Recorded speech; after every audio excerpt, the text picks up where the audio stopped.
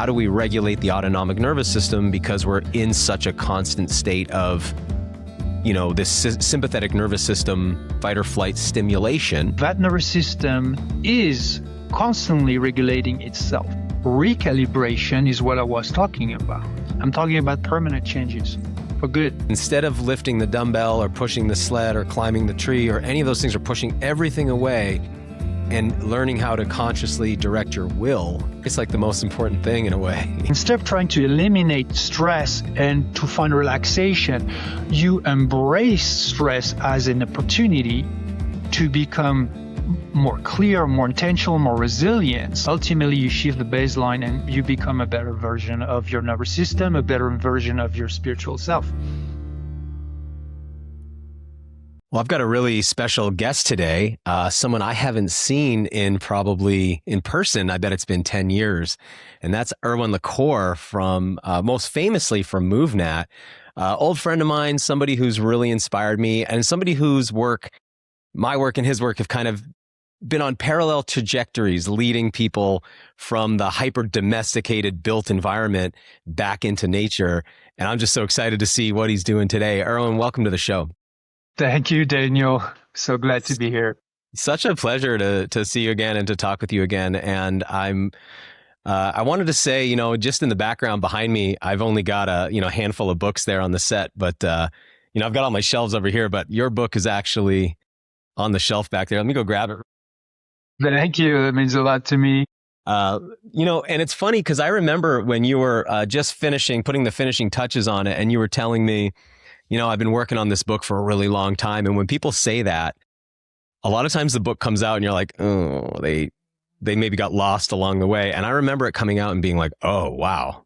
It's beautiful. It's a beautiful book. So for people into movement, people into exercise, this is something you want to have on your shelf. But I'd love to hear a little bit of the backstory, man. Catch me up to modern times. How'd you tell us the path that led you here today? The path of being a kid who was lucky that I grew up close to a woods, like the woods were right there outside the door.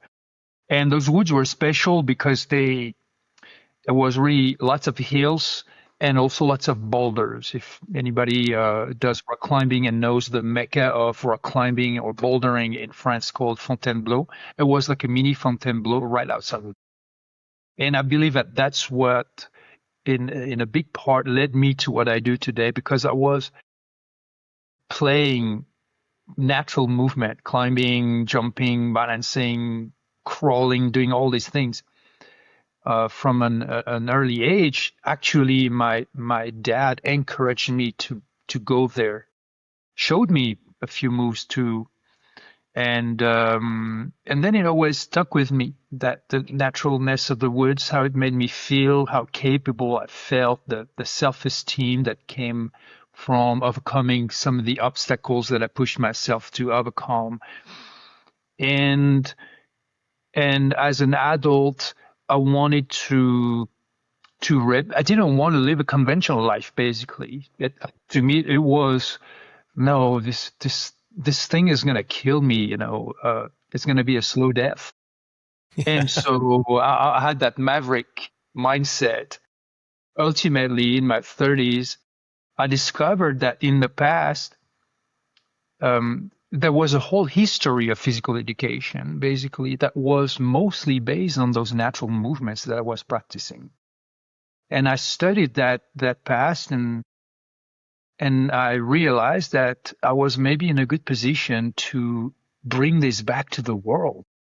And that sounded ambitious or impossible. And yet, by the grace of God, I managed to make that happen, and in the form of what's called today the MovNat method. And that term natural movement that I've coined back in the days because nobody knew what it was. So it's organic, it's intuitive. It happens maybe non-linearly on the surface and maybe very linearly under the hood. I don't know. Yeah, well, that's what's neat about the book is you see sort of underlying movement patterns and structures. That's what I learned in your workshop as well. And then you can sort of organically freestyle those things, but it's like the body only moves in so many different ways. And so I appreciate how you cataloged that Yeah, so exactly. effectively. That's a very good point. I didn't want it to, let's say, map this territory. In fact, I wanted to give it a name, like natural movement, and then the MovNat being the method for natural movement. But why natural movement? Because back in the days, when people said natural movement, first off, nobody talked about natural movement back then. But even when I did talk about it, they thought, oh, it's maybe yoga or Tai Chi or some kind of Oriental, Eastern type of discipline. And I said, no, it's actually what we all do when we're kids, universally on every continent. It's we crawl, we move in those instinctive ways. We learn to stand, but then we jump and we land and we hang and we climb and we throw things and we balance and do all these movements. So it's very universal to all human beings. We all have done it, all of us when we were kids. And I thought, how come that there's no name for it? And because there's no name, how come there's no recognition? It's like something that is not even valued when it should be put on it would be at the top of the hierarchy, basically at the top of the pyramid. So I wanted to name it to not catalog maybe, but to map it, to systemize it, because yes, you can do it instinctively. Again, we all have done it as kids. But then, because of my background in martial arts and other sports, I realized also the importance of technique, of systematic training, and I wanted to merge both. Because otherwise, if you just say, oh, all I have to do is go in the woods and it's going to happen, you're going to unleash your wild self, and it doesn't happen that way. It's not true, Doesn't No, it doesn't. especially in modern humans. So I Yeah. wanted to bring an effective, efficient method to inspire people to do it, to practice it, but also to teach them with progressions and with that martial artist mindset, which is seek high efficiency. Don't just jump like a jackass. There are diverse techniques. All of them can be mastered. You can improve your skill and your physical conditioning at the same time if you learn to be mindful in the way you move and highly technical. So I started to do that in the woods myself. That's the way I trained, and then I started to train people that way. And almost 2 decades later, we're still at it. We're still doing it. How many people have you guys run through your programs over the years? Do you even have a sense of it? I mean, it's That's thousands. We have probably 2,000 people who are certified around the world. So it has not yet reached, let's say, it's still an approach that a lot of people still scratch their head about, because they want to go to the gym. They were told that real fitness happens in a gym. And there's a whole industry that perpetuates that idea. And it's basically David versus Goliath. I mean, it's metaphorically, yeah. it's true. It's a reality that society has expectations that have been shaped a certain way and maintained a certain way because of the multi-billion industry, the interest of that industry are, and so they are using powerful marketing machines to keep having people think that that's how they exercise. Go to the gym, use the machines, isolate your muscles, and then isolate your energy system. So do strength on one side, do cardio separately. Um, but then, like, aside from us, nobody tells people, you know what? You could move naturally. the way you were designed to, the way you used to when you were kids, it's phenomenal, it's fun, but it's challenging, it's liberating. You become physically capable for the real world. It gives you amazing self-esteem. It can change your body too, but most importantly, it gives you a fantastic mindset, a great experience. You feel free. You can do that outdoors most of the time. I don't know. People, we do reach a lot of people, but we don't reach a majority of people because a majority of people still think that they have to go to the gym to do their biceps curls and their glutes and whatnot, and whatever Yeah. other body Yeah. part or muscles that Hmm. seem to matter more than other muscles, like the glutes matter a lot, the abs and the pecs and maybe the Well, shoulders. it reminds me of like the filters people use where you're trying to enhance what you assume either the opposite sex is attracted to and or what, your sex is impressed by, right? I think the biceps are less about the ladies and more about the other guys, right? And women do a lot of things that are less about the guys and more about the women who see them. So we have this like social sense of how we should look. And having done that kind of training growing up, my experience was it created so much dysfunction, of course, because you isolate a body that doesn't move in isolation. And next thing you know, you're picking up your groceries like a bicep curl and instead of fluidly moving. So that's one component. But I want to go back and say the first time I ever saw you, was probably 12, 13, 14 years ago. You had a video that must have just, I mean, it blew up. It was like you doing what most people would think of like parkour type movements, but outside. And at that time, I'd only seen parkour in the built environment, which is interesting.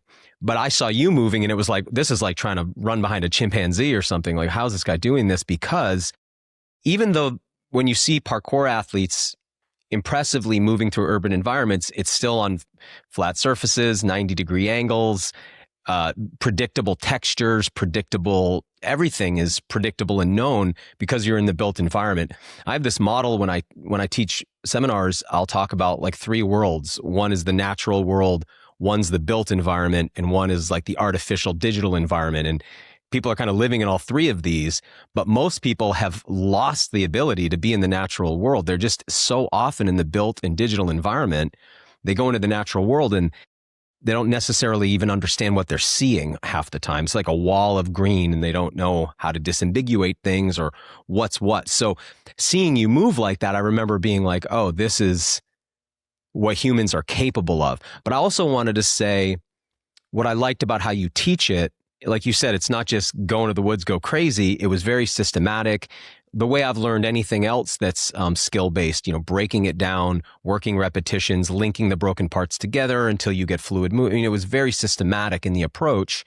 And I really appreciated that too. So I want people to know that about it who aren't familiar, that it's not a willy-nilly approach, but it's done in environments that aren't predictable because that's the real world. And I happen to be somebody who likes gyms, I know I've listened to you quite a bit, like pick on the gym environment, which I totally understand because it's a boring environment and it's an information poor environment. So I was wondering if you could break that piece down a little bit because, the indoor built environment, even if you have a lot of complexity, is always massively truncated and simplified compared to the natural environment, which has almost infinite variables. You must have grown up with friends who were doing parkour in the urban environment, and you must have peeled off at some point and said, I'm going to go do my thing outside. Like, I'm kind of curious about that and how those unconventional athletes saw what you were doing, because I'm sure even they were like, oh, I don't want to try to do that. That looks too dangerous. So it's a method. It's a method. The method is really important. When you said it was systematic, and it still is systematic. A method is important because otherwise you just ask yourself, if you don't know what to do, you just ask yourself, what should I do? You may go to the woods and not know exactly what to do. Try a jump and slide and hurt yourself. I don't know. But not knowing what is the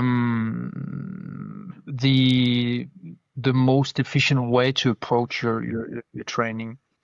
So in that regard, being outside is not necessarily, or in nature, is not always the first step.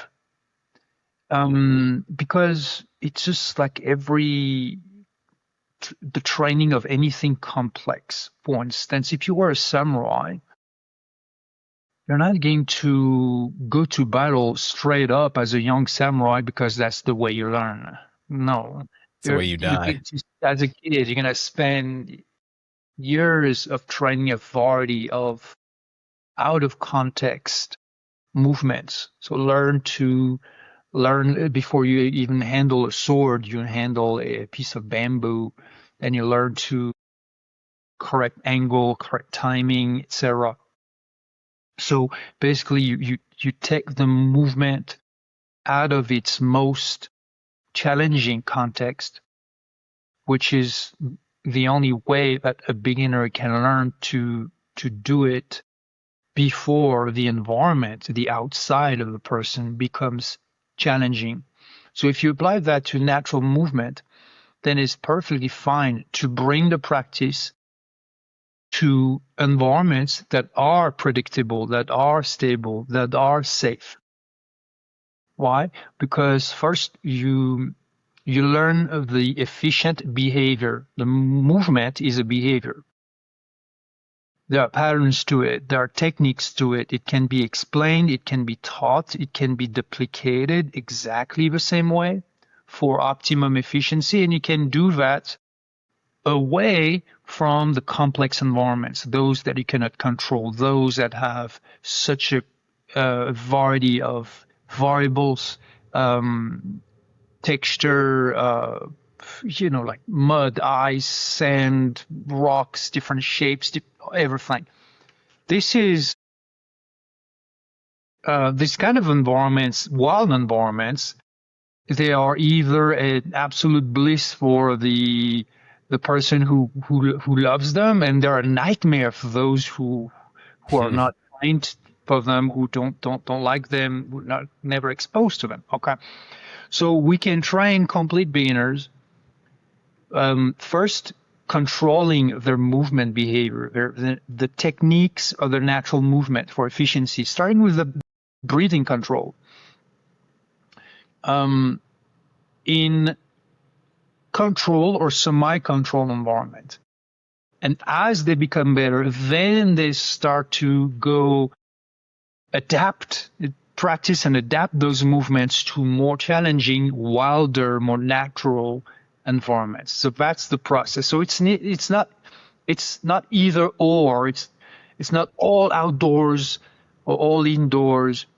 It's a matter of method and who is being trained with what level, with what expectation, with etc. So that's the way it works. As for the difference between that and what's done in gym environments, well, since we're talking about behavior, imagine that you're filming a person moving in nature, moving naturally in nature, not just hiking. And then a person doing the workout in a gym. You film that, and then with AI or something, you remove the background. So imagine now what you see.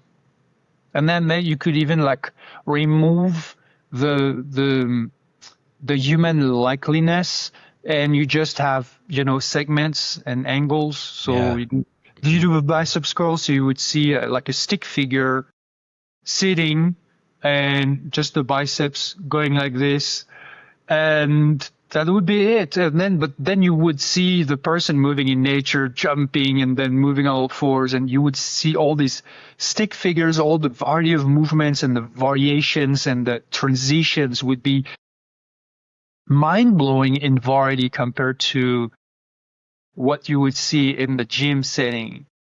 And by the way, between movement, between sets, what does the person in the gym do? They either sit or they stand. Or go on their phone. Exactly. If you've been considering testosterone replacement therapy but haven't taken that first dose, I want to encourage you to consider an alternative. Here's why. Not only is TRT essentially a one-way street, meaning once you start, you're most likely never coming off it, leaving you beholden to that pharmaceutical for the rest of your life. There's also a lot of complications associated with it. Many TRT patients have to manage estrogen conversion, blood pressure, and even red blood cell count. And that's in addition to the issues with mood, disposition, and even mild to severe acne. Why not give pine pollen pure potency a try first before committing to a pharmaceutical regimen that requires a full-time management strategy? Go over to surthrival.com to check out our pine pollen pure potency, the formula I developed for myself as my own go-to testosterone supplement. Pine pollen gives me the edge I'm looking for without the high health cost associated with TRT. Again, it's pine pollen pure potency at surthrival.com. In nature, it's very different. So, and that's just from the movement behavior perspective. But what we understand is that it's absolutely not just physical, obviously, because what is the device that makes the body move? It's the brain. And the brain that trains the body and basically controls the body and orders the body to do this variety of movements themselves being way more complex than in the gym. Since the gym, it's also a lot of machines that literally limit and shape your movement. Mm-hmm. So it's very segmental, it's very compartmentalized. In nature, it's way more full body movement. So not only those movements are more complete, they're more complex, and on top of that, you're going to perform them in environments that are not controlled. They are non-symmetrical, often they're unstable, or they change a lot. How do you handle those movements? Well, it's actually through the body, but it's with the mind. Yeah. And it's with the mind, which it's attention, and it's also the whole nervous system. So it's way more complex. So the last point that I want to make, Daniel, is even from the neurological perspective, not just the physiological perspective, but neurological perspective, natural movement done outside has way more benefits for your physical and mental health. And if you want to go into the biology, and I know that you are extremely well versed also in all these aspects of health, of physiology, of biology, then you have the grounding, you have the sunlight, you have the energies of nature, the plants, the green light, the electromagnetism. So many sources of energy, how the diverse smells also will activate parts of your brain, including your memory. It's a place of absolute vitality that you can really re-energize your whole being, physically, mentally, and literally spiritually as well. So to me, it's a no-brainer. I'm not going to spend much time, if any, ever in a gym under artificial lights, all artificial air that I'm breathing, electromagnetic, no, thank you, no, not interested. I used to tease the biohacking people all the time because they would be like, they would break all this stuff up, right? So it'd be like, well, I go do my exercises, then I've got to go get my fresh air. Then I've got to go get my grounding in. And then, my watch is saying I'm not feeling good. So I guess I shouldn't train today, and they're doing everything's like all broken up. And I would point out when you go, one of the things I love about hunting and fishing and foraging, because I'm going to just get food, but I'm getting fresh air, I'm getting the sun, I'm getting the grounding, I'm getting the exposure. It's like what you're talking about, you're getting it all in one package. So you don't have to try to stack a whole bunch of dysfunctional blocks together and create a whole, right? Exactly, Daniel. It's not compartmentalized, and biohacking compartmentalizes everything. And in the same way, normal, conventional modern life compartmentalizes everything. when you go back in nature to move. You're not compartmentalizing. And when you are going in nature like you do, not just to move, but to forage and hunt and procure food, it's even, to me, it's even, it's the next level. It's a different emphasis, but in the end, you need food, and food is more important than, let's say, movement mastery, even though, of course, having great body control and movement mastery in nature, which, by the way, movement mastery, even, in the end, one mistake and nature defeats you without even fighting you. It just, you defeat yourself. And you watch YouTube, sometimes you see videos of absolutely wild animals trying a movement and messing big time and falling like, and it's hilarious because you would not expect such wild, extremely well-trained animals to ever miss a movement, and yet they do. So it's also normal and natural to also fail your movement, the same way you can fail a set or a rep in a gym. But definitely, ultimately, you can't go wrong when you shift more the natural way in whatever is your pursuit, that it is movement or hunting, foraging, or learning about plants and animals, or just being in nature, just being surrounded by nature, doing nothing, wanting nothing, just being there. You can't go wrong. Wanting nothing. That's a great way to say that. Maybe if it's in the middle of a blizzard and there's a huge grizzly next to you or something bad like that, but otherwise, when the weather is agreeable or you're well equipped and you know what you're doing, but you know what I mean. Anybody can just go, if you have a backyard, if you're fortunate you have a backyard and you have a lot, you have some land there, you have, even if it's not even 1 acre, but you have dirt, you have maybe grass, maybe you have one tree, and then you have a horizon, and then you have the air, fresh air, and then you have sunlight. You're wealthy, man, because you can absorb all this energy every day. All you have to do is step outside and put the phone aside and the screens aside and just reconnect, renaturalize, rewild, whatever term you want to use. It's the same idea. And by the way, we talk about the natural world as if it's only and exclusively something that's outside of us, not remembering that we are it. We are that natural world. The whole biology is made of it, all our cells. Even if we live in artificial environments, we need food every day, and that food comes from where? Yeah, living creatures, man, from nature. Yes. Can't synthesize food. Right. Not yet. Exactly. Yeah.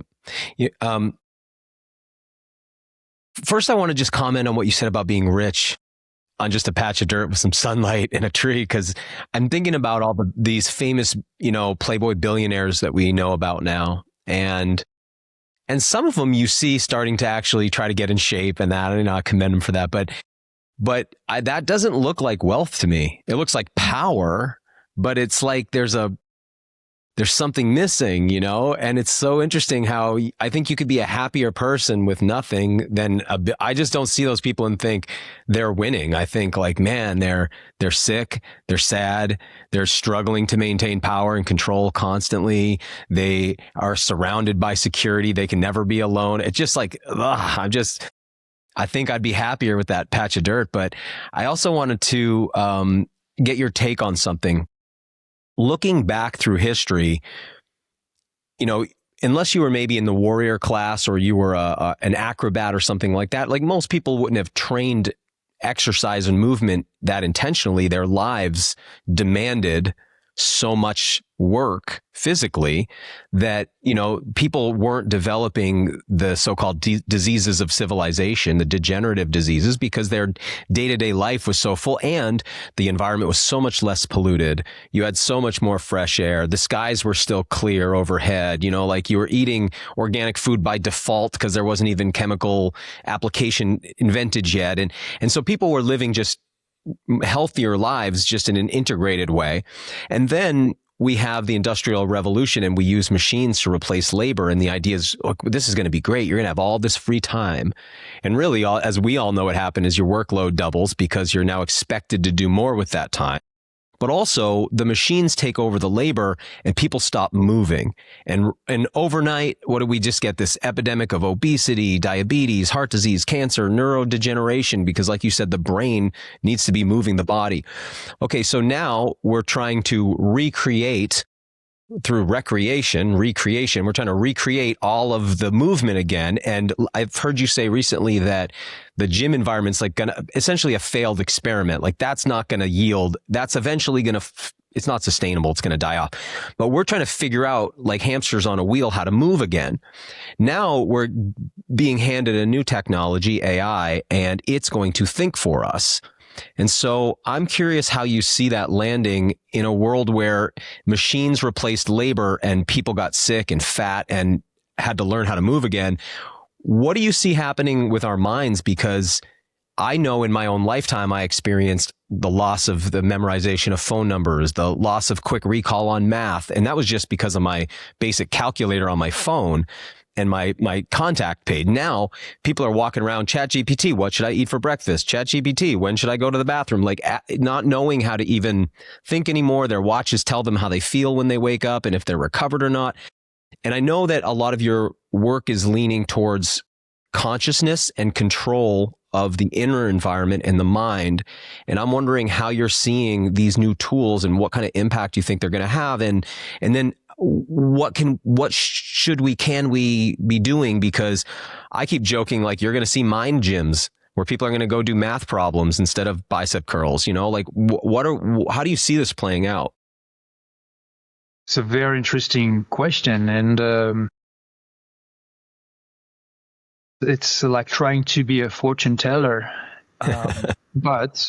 But yeah, it's a very good analogy that you made, which is that when through and thanks to the Industrial Revolution and then electricity, there was such a surge of power. Electric power was huge. All of a sudden, you either didn't need all this labor, all these people for a given job, or you could have your output and your production multiply tenfold or more thanks to electricity.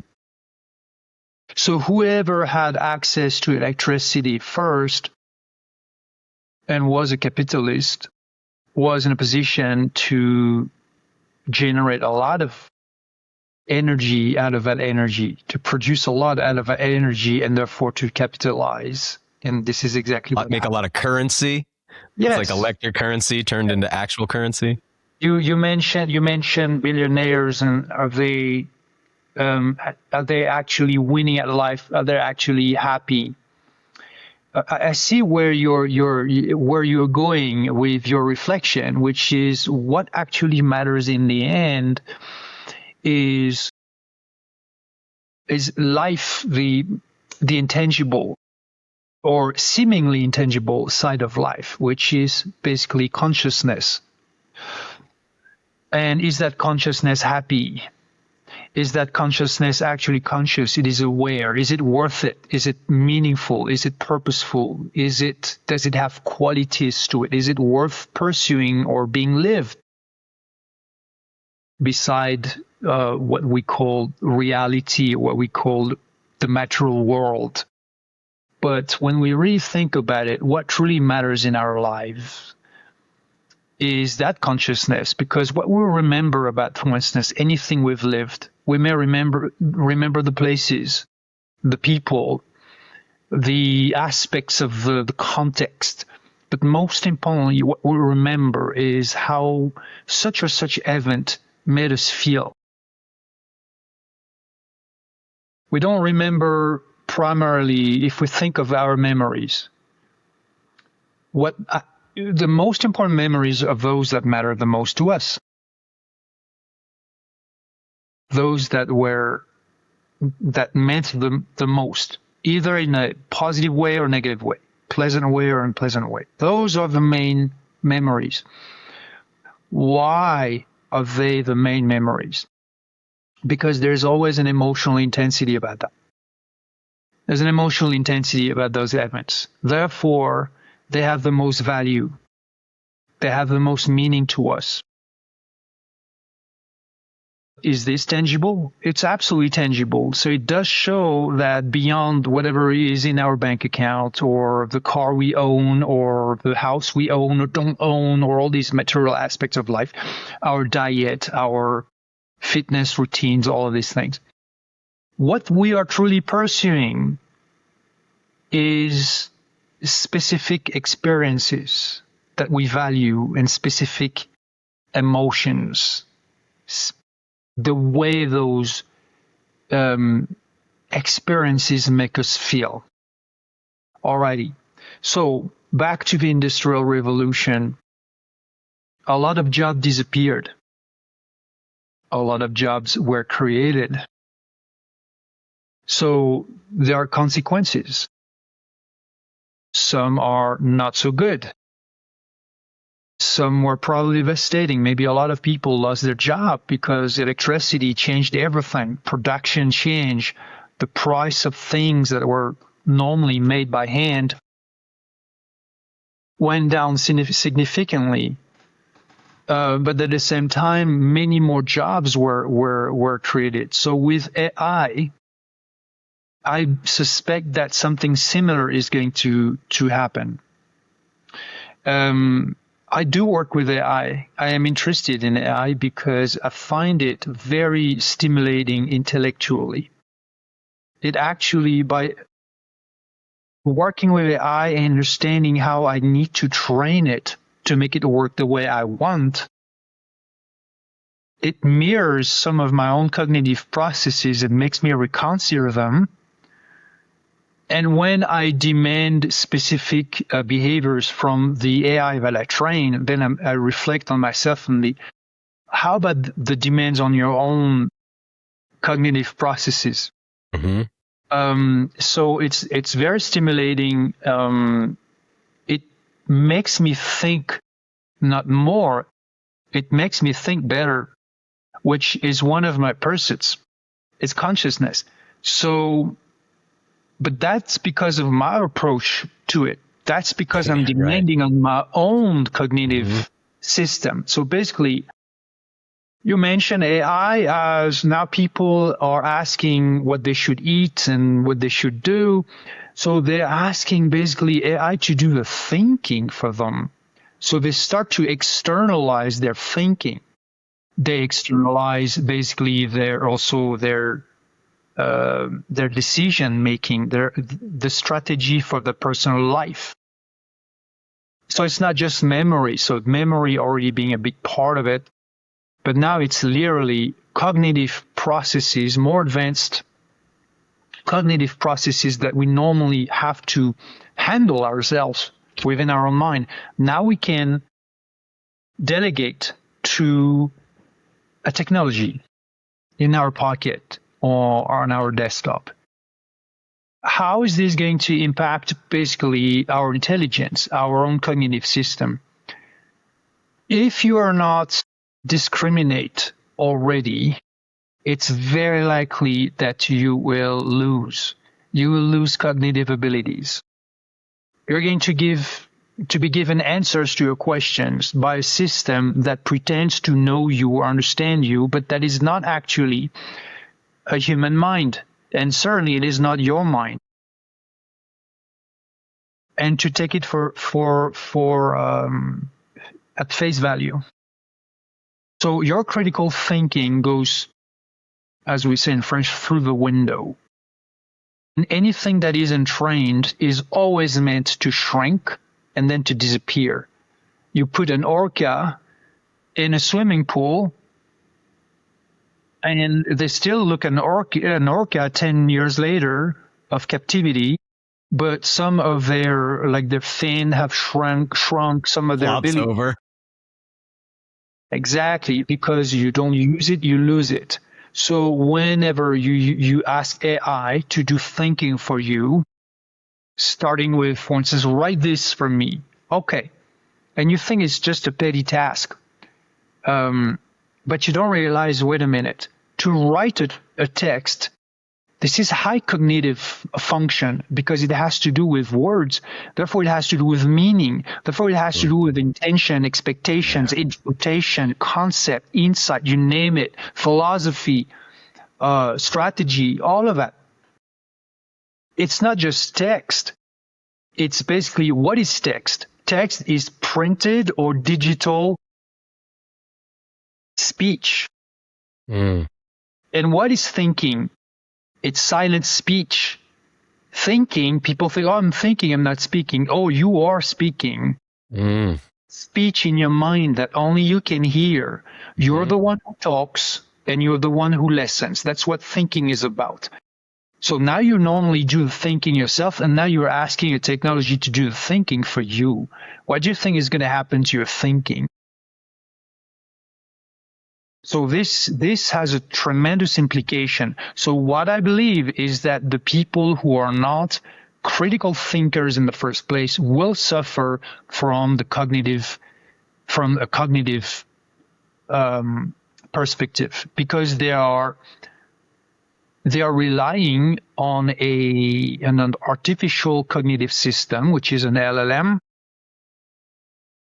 They're not doing the work themselves anymore. And so it's meant to dumb you down, right? But people who are thinking in a different way can actually potentially improve their own cognitive system. And in any case, simply leverage the advantage or the power of AI to improve their work, to learn, to advance the pursuits, the projects faster, better. And that is indeed happening. So how you use it is the most important question. It is not, is it good or not good? Is AI beneficial, not beneficial? It depends. How do you use it? And most importantly, are you aware of how it may impact your mind? Yeah. And the last question is, were you even aware in the first place of how you have been impacting your own mind, the mind that you are? How has that mind that you are been impacting itself all along for those decades you've been alive, and therefore aware, conscious, and thinking and operating that cognitive system that you are? Because if you've never examined that, why are you talking about AI in the problems or whatever? Have you already investigated the mind that you are? That's the question. Yeah, that's a really big question. And it, you're making me think about the idea of bifurcation of our species a little bit. Because if you're already somebody who isn't taking care of your physical body, and then you're also now going to let your mind go, and then you've got another group of people who's like, hey, I'm going to not only maintain my fitness, but I'm going to leverage AI for a more powerful output, but maintain my cognition. You're going to end up with some radically, you can already see, you have to be so careful saying these things, but there's certain giant department stores spread out throughout the United States where you could go into them and see a class of person who hasn't really cared for themselves cognitively or physically. And you can see like, whoa, where are these folks headed? And then you can go into an environment where people take care of themselves and you're like, whoa, it's like it's like as different as two different types of breeds of dogs are in a sense, even though they're the same species. They, we're heading in like radically different directions. And it just seems like, there's going to be a lot of people who don't know how to think anymore. I have been doing things like math workbooks. I've been doing things like playing chess. I've been doing things like, memorization games and tools, not games, but memorizing scripture really is what I've been doing, because I feel like I just need to keep these circuits functioning, because as somebody since I was born, I have been obsessed with learning. I just can't, fiendishly, I can't stop. And that used to not be such a problem because I had the access to information the aperture was small. So go to the library, grab a stack of books. You just could only learn so much. It was hard. Now it's a nonstop, freight train of information. And I have to be so discerning because I want to gobble it all up. I want to learn everything. And it's like, I have to really be careful. And the reason is I'll burn myself out. And that leads me to want to take this conversation a slightly different direction now, which is, I like it when I get my cherished ideas destroyed because I like finding out that my paradigm was wrong. I enjoy it, but sometimes it's hard. And I saw a post of yours today that had three, you were claiming three fallacies of thought that we have going. One was that CO2 tolerance, forcing you to breathe, is a myth. The other one was, that there's better methods than conventional meditation. But the third one was the idea of nervous system regulation, which is something that I'm thinking about all the time. Many of the practitioners I know are thinking about all the time. How do we regulate the autonomic nervous system? Because we're in such a constant state of, this sympathetic nervous system fight or flight stimulation. And so I'm constantly having conversations with people about this. And then I saw your post today and I was like, I have to ask, because from where I'm sitting in this, maybe it's still the old paradigm or maybe there's an integration there, but I'm going like, hey, this is really important because otherwise I'll be living on adrenaline and burning myself out. So, my meditation, my prayer, my reading, my sauna, whatever it is that brings me like back down to a baseline seems really important. And I want to just take that and hand it over to you and see like, how are you thinking about that? And leave it to you to go into this area of breath control and make a bunch of discoveries that undermine a whole bunch of old thoughts. Like I love that, but I want to hear like how you're thinking about that. Okay, so first off, there's nothing about what you said that I feel compelled to destroy. On the opposite, I want to applaud you for being so diligent about keeping yourself, let's say, not just healthy, but also competent, and meaningful and purposeful at all levels of energy, I would say, physical, mental, and spiritual as well. I like to say that life is the practice of energy. And I'm not saying that from the perspective of some mysterious chakra energy or something like that. Indeed, all we are is energy, and in fact, we're systems of energy within an energy system. And so they all need to be understood and learned and practiced, or at least regulated. So that's what you do when you read a book. When you learn something, you may not see that as a regulation, by the way, Daniel, but it is a form of regulation. You see, regulation is not just when all of a sudden maybe you feel a little overwhelmed or too fast, or maybe you experience a slight bout of anxiety or whatever it could be, and then you think, oh, I need some exercise, like a breath exercise, to regulate, to feel good and centered again. You're already doing that when you read a book. You're already doing that when you memorize a scripture. You're already doing that when you learn how to process that specific fish or whatever it is that you're learning and doing, right? In everything you do, you are actually mindful. It's very reminiscent of the practice of excellence by the Japanese people in their culture, like the samurais.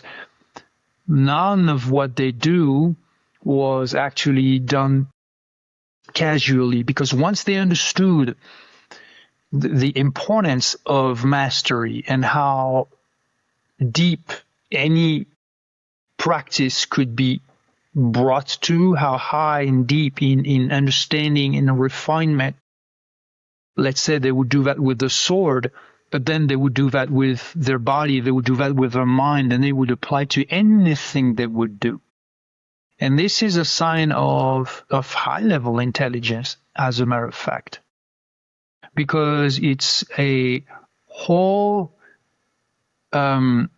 it's mindfulness, not just applied to a moment where you sit and you meditate. It's mindfulness in motion, in everything that you do. So it's a beautiful thing. There's nothing to be destroyed here. On the contrary, this, to me, this kind of approach to life has to be honored and celebrated. We wish more individuals were to operate the consciousness that they are at this level, because there are levels to this game. I know it's politically correct to say we're all the same, we're all equal, we all have the same value, etc. But I'm sorry, somebody who really just eats junk all day and maybe does drug and scrolls on stupid things all day, on the watch TV and all these things, there's zero examination, there's zero challenge, there's zero elevation there. Okay, so you can't say that, oh, this is equal to somebody who has a very dedicated, devout pursuit of, high level integrity and high level meaning in their life. It's not comparable. And if we thought 1 second that it is comparable, then that means that we believe that there's no hierarchy in life, in the sense there's no values, there's no right and wrong, there's no good and bad, there's no superior. Well, I've been hearing that message on CNN for since 2015. I know. But that's the idea, because when you start to believe that, then why would you ever pursue any form of excellence or even improvement for yourself? No.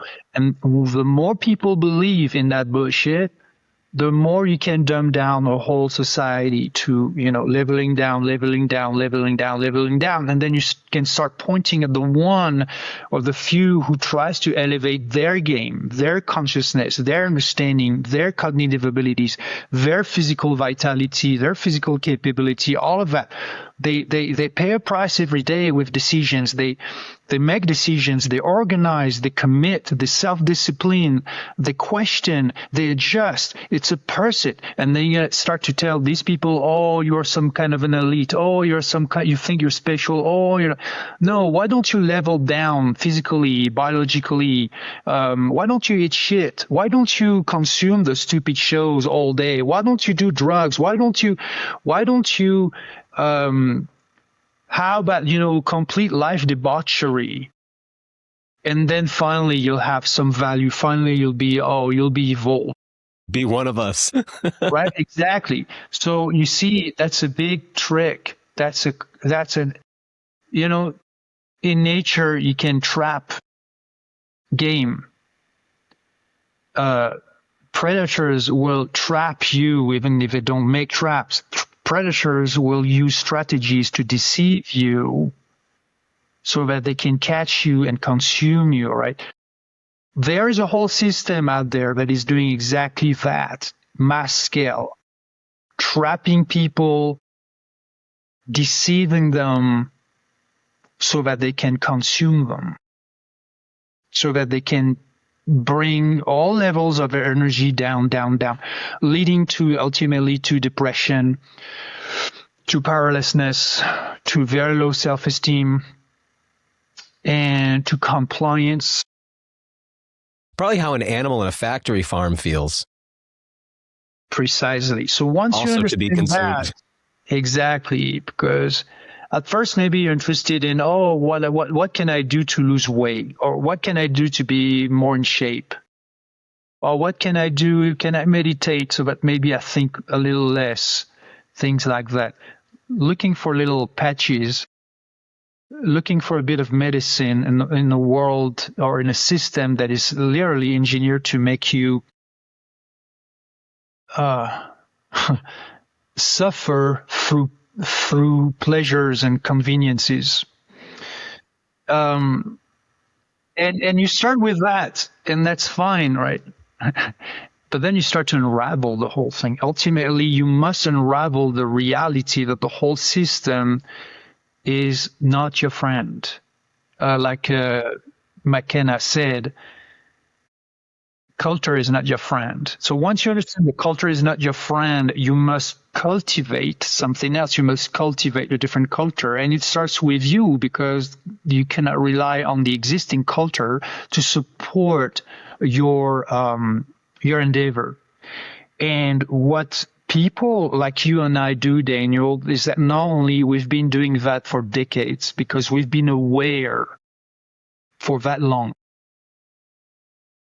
but on top of that is that we've designed systems or ways to communicate, and a podcast or a book and products, also all types of a whole ecosystem, because our heart is not just to know these things and have this awareness and just save ourselves only. We want to help others who may have questioned even a bit, what's going on, and why is it that they struggle, and why is it that they suffer, and what can they do to live a healthier life and a happier life and more free life and a stronger life. And whatever we've learned along the way, we are eager to share. And so we've organized our day-to-day activities and our professional activities to find a ways not only to just serve our personal endeavors, but also to serve others back, in the sense of, hey, have you thought about that? Have you considered this? Have you paid attention to this? Are you learning this? Are you doing this? This would be good for you if you did. And so it's a mission, but that comes from the soul, that comes from the heart. And there's nothing we can do about this. We have to do it, because if we weren't to share what we believe we know with the world, and that is helpful to others and can help them be healthier and happier, then we would feel very lame and very selfish. So that's something we must do. All right, so back to the regulation. Everything we do is regulation. And everyone is regulating all the time. So when we hear about, nervous system regulation, we think of some whatever protocol, whatever meditation or breath work that you need to do. So, everybody has a nervous system. Why? Because everybody is a nervous system. Hello? That's where we are. So that nervous system is constantly regulating itself. So when we eat, we regulate. When we don't eat, we also regulate, because we're digesting. When we move, even if it's standing and walking a few steps, we regulate. When we walk the door outside, we regulate. We don't just regulate the dog, we regulate ourselves too. Yeah. And then when we sit, we regulate. When we think, we regulate. When we want a distraction through a show or something, we won't be free of concern. We are regulating too, because at some point, thinking means being concerned and concerning ourselves. And then it becomes overwhelming, and we're like, wait a minute, okay, I was trying to regulate my situation and my life and my relationship and my job and my future. I was trying to regulate it with my thoughts, and now I'm overwhelmed. I need to watch a show so I can be free of concern for a moment. That's regulation, my friend. We are constantly regulating. Mm-hmm. And so when we observe people who live differently and think differently, a typical response to that is, oh, well, that's stupid, or oh, I would never do this and whatnot. we can be judgmental about the way others regulate. Mm-hmm. But the thing is that everyone regulates according to a conscious and most importantly and most often an unconscious way of surviving. It's all about staying alive, survival, and then you say survival because you can do more than surviving. You can actually thrive. But when people seem to make bad decisions and have toxic behavior, we think, oh, that's really bad. These people are bad. Why are they doing this, etc. But we must understand that from their perspective, they are doing the right thing. From their perspective, they are regulating themselves, their actions in the way that currently at this stage of their life and their existence, they believe is the ideal way to survive. Ideal way to regulate. So everybody has their own way. So it's true that it's not that we cannot judge. We can judge because we have the rights to have different views and different ways and a different understanding. Discernment too, yeah. We can at least observe and have an evaluation of how others think and how others behave and how others live and say, well, not for me, or not as good as mine, or not as desirable, not as fruitful. That's totally fine. But in the end, you can't live these people's life on their behalf. It's their life the same way nobody can live your life, and so the question is not, the diversity. The question is to find the principles to remember the principles, because now you find them when you remember them. You remember the principles that are universal to all of us. A very simple way to start is to understand biological principles. If you understand that there are biological principles that apply to everybody's health. So if you don't breathe good air, if you don't sleep enough, if you don't eat enough, or if you eat too much, or if you don't have the right kind of food, anyone will agree that, oh yeah, if I do this, my health, therefore my biological self, is either going to thrive or to suffer. Universally, deprive anybody from sleep and they will crumble very fast. Okay. Yeah. Can anybody say, oh no, not me, I'm different? No. There are rules, there are principles. You cannot reinvent yourself biologically because there are laws. And if you mess with them, you can. It's your freedom. It's your free will. But there will be consequences for you. If you understand that from the biological perspective. Would it be surprising that the same applies to the mind? And that the same applies to the spirit, spiritual life? It's exactly the same. They are principles. Either you understand them, you learn them, or you remember them, and then you respect them or honor them and apply them, and you will thrive. And if you don't, then you will suffer. Hello, it's so simple. So before you think about the details, oh, should I eat more meat, less meat? Should I, sleep more? Or what about circadian rhythm? Oh, it's great. Principles. Understand that base. So yes, nobody is gifted a manual for life at birth. Yeah, there's so much we need to figure out.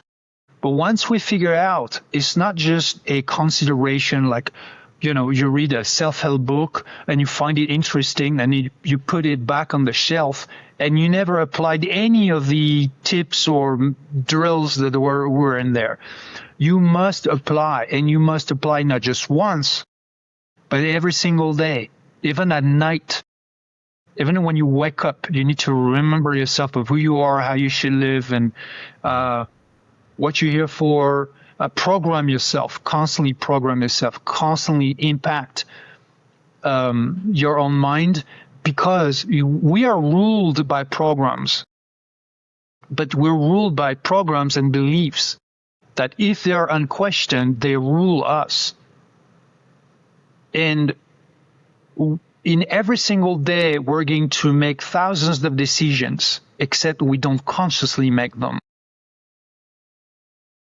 So if you want to change your life, obviously in the direction of an improvement, and knowing that nobody's going to do it for you, you must do it to yourself. So you must know the direction. You must know the how-to. You must learn it. You must investigate. You must self-examine. And once you realize, oh, this is good, but this is not. This is exactly what I need to improve. I need to change if I want the improvement that I want. Okay. Next to self-examination is then self-ministering. You've got to minister yourself or coach yourself, whatever word you want to use. You must make the decisions. You must commit. You must discipline. That is a lot of effort. And that effort is going to lead you to a new, better, but also unfamiliar version of who you are now. And that's where most people will crumble, because they are intimidated by a new version of themselves. Not because it's not desirable. Improvement is always desirable. But because it's new and unfamiliar. Therefore, it's a threat to your current consensus, your current statu quo, your current state is something that unconsciously we all preserve. So it's very hard to evolve. It's also a threat to the people around you very often too. And so you have to navigate outside voices who don't want you to change, because either it highlights something that they also want to change but aren't, or maybe it threatens their worldview or whatever it is. But you've got yourself to contend with and the outside world to contend with too. Yes, this is why we feel threatened when people have diverse ideas, different ideas, because their worldview threatens ours. Unless if we're extremely secure with who we are and how we think, then it doesn't matter whoever thinks whatever. We never feel threatened by it. Because I thought I was very secure till I got married, and then I started to realize, there's all kinds of things that trigger me because I'm not as secure as I thought, Right. Well, that's one of the beautiful things about such a relationship is the mirroring effect. But regulation is what we do every day. Recalibration is what I was talking about. And it's completely different, because when you recalibrate, you shift the baseline. And that can be physiologically, that can be at the level of a nervous system, or spiritually. And what I'm talking about is not just managing the moment, because that's what regulation is about, managing the moment. I'm talking about shifting the baseline. I'm talking about permanent changes for good. You don't go back to the old self. You don't go back to the old behaviors and the old struggles and the old beliefs and the old whatever. You don't go back to the old experience, that experience that you didn't like and that you wanted to change. Instead of just regulating it briefly, temporarily, and then going back to your baseline and having to do the regulation again. You can't do that for the rest of your life. You've never changed anything, because the problem comes back because you have not changed. to change, as in permanently, not just a bout of regulation. It's recalibration we're talking about, and it's an entirely new concept or different concept. I'll talk about it. I have a whole chapter of my new book dedicated to it. So, when you were saying, well, my friends, we talk about nervous system regulation. I do talk about nervous system regulation too, but I'm not really interested in it because it's too temporary for me. I'm interested in permanent changes. It's like if you are a spiritual person, then you have a real epiphany, or then you make a real choice, or make a real commitment. You don't go back to your old self. You don't go back to your old ways, because that's it. You made a commitment. So it's life-changing. You do not want to return to what it was, because it would be you would feel extremely disappointed in yourself. Right? You'd be like, oh no, back to square one. And in truth, that's what everybody wants. They really want a true change and leave aspects of their old self, not their whole old self, because a lot of it is good. But the thing is that we don't complain about what is good about ourselves. And unfortunately, we all have goodness in ourselves. But we complain about what we don't like. And we keep complaining as long as we haven't found the way to leave that behind, to make it part of an old self. So it's the renewal of the physiology, it's the renewal of the nervous system, it's the renewal of the spirit that we're talking about. All levels of energy, we need them all to be complete. Talk to me about how, well, I guess I want to talk a little bit about the relationship of breath here, because my whole life now I've been hearing this message that the thing that connects sort of like the mind and the body, or what connects the spirit to the body, is the breath, and that this idea of something that's autonomic and also something that can be taken under conscious control. It's a really unique process. And if we were to look at yoga or something, you got all these breath practices and pranayama or something, but I'm seeing you talking a lot about breath holding. And most of my exposure to breath holding was around free diving, but not as I think for a different reason. And so I saw something you wrote recently that I think you said that holding your breath is like a willpower gym. Because, a lot of what we were talking about before, making changes, one thing I've noticed over the years as I've made changes in my life and grown and grown and grown and like walked up the steps of the pyramid, higher and higher and higher, as I go, when I was younger, I'd be like, why is no one else interested in this? It seemed like everyone around me just didn't want to grow. I was so confused.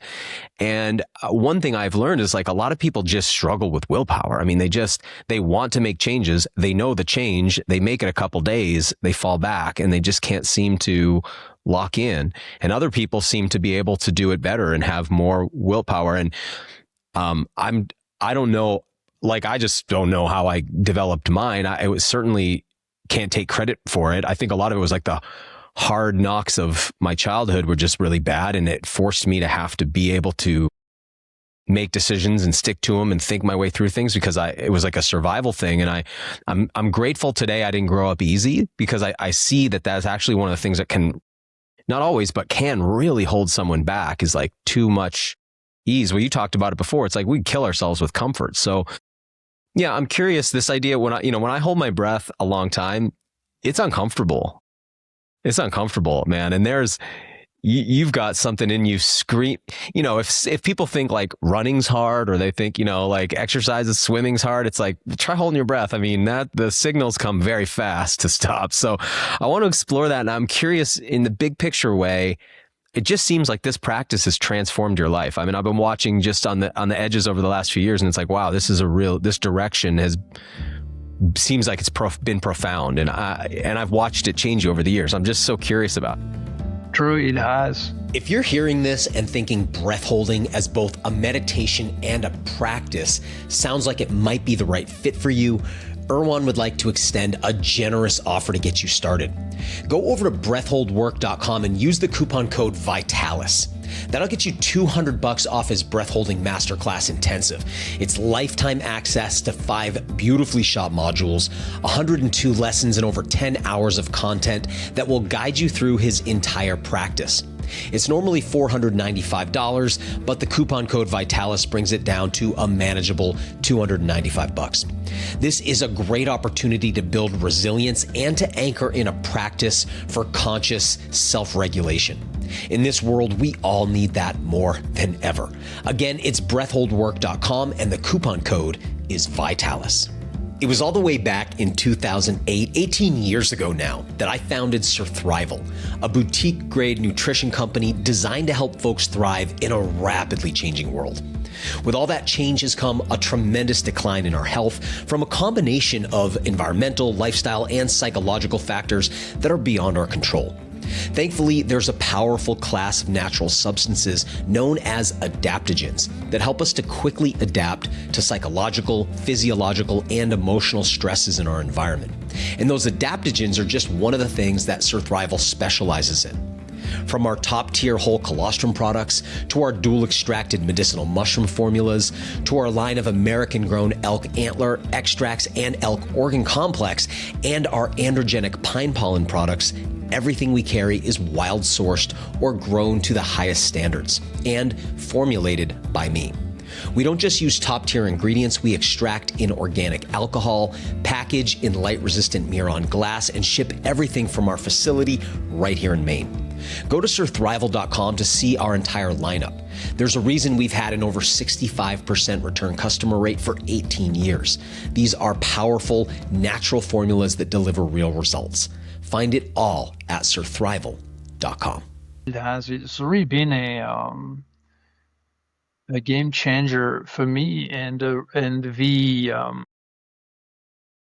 evolution I wanted, that I was consciously or unconsciously pursuing, finally happened at that stage of my life through rediscovering breath holding in a new way. And where should I start? Because there's so much that I could talk about here. But we're talking about regulation, we're talking about recalibration, we're talking about how change is hard. And your assessment was that people lacked willpower. And I have a different view on this, Daniel. But it's true. Willpower is a very important tool of what's going to enable change, because willpower will ensure the continuity of the effort necessary for that change. We understand that change is sometimes easy, but most of the time it is not. So it's not that we want to make change not easy, but it happened to typically not be easy. Therefore, we need commitment, we need endurance. Therefore, we need self-discipline, and willpower is the foundation of self-discipline. But there is something else, which is value, which means that we need to value the change we truly want. If we don't truly want it, it's very likely we will quit. Not because it was too hard, but because we didn't actually want it hard enough. If you truly value the change that you say you want, you will find a way, not an excuse.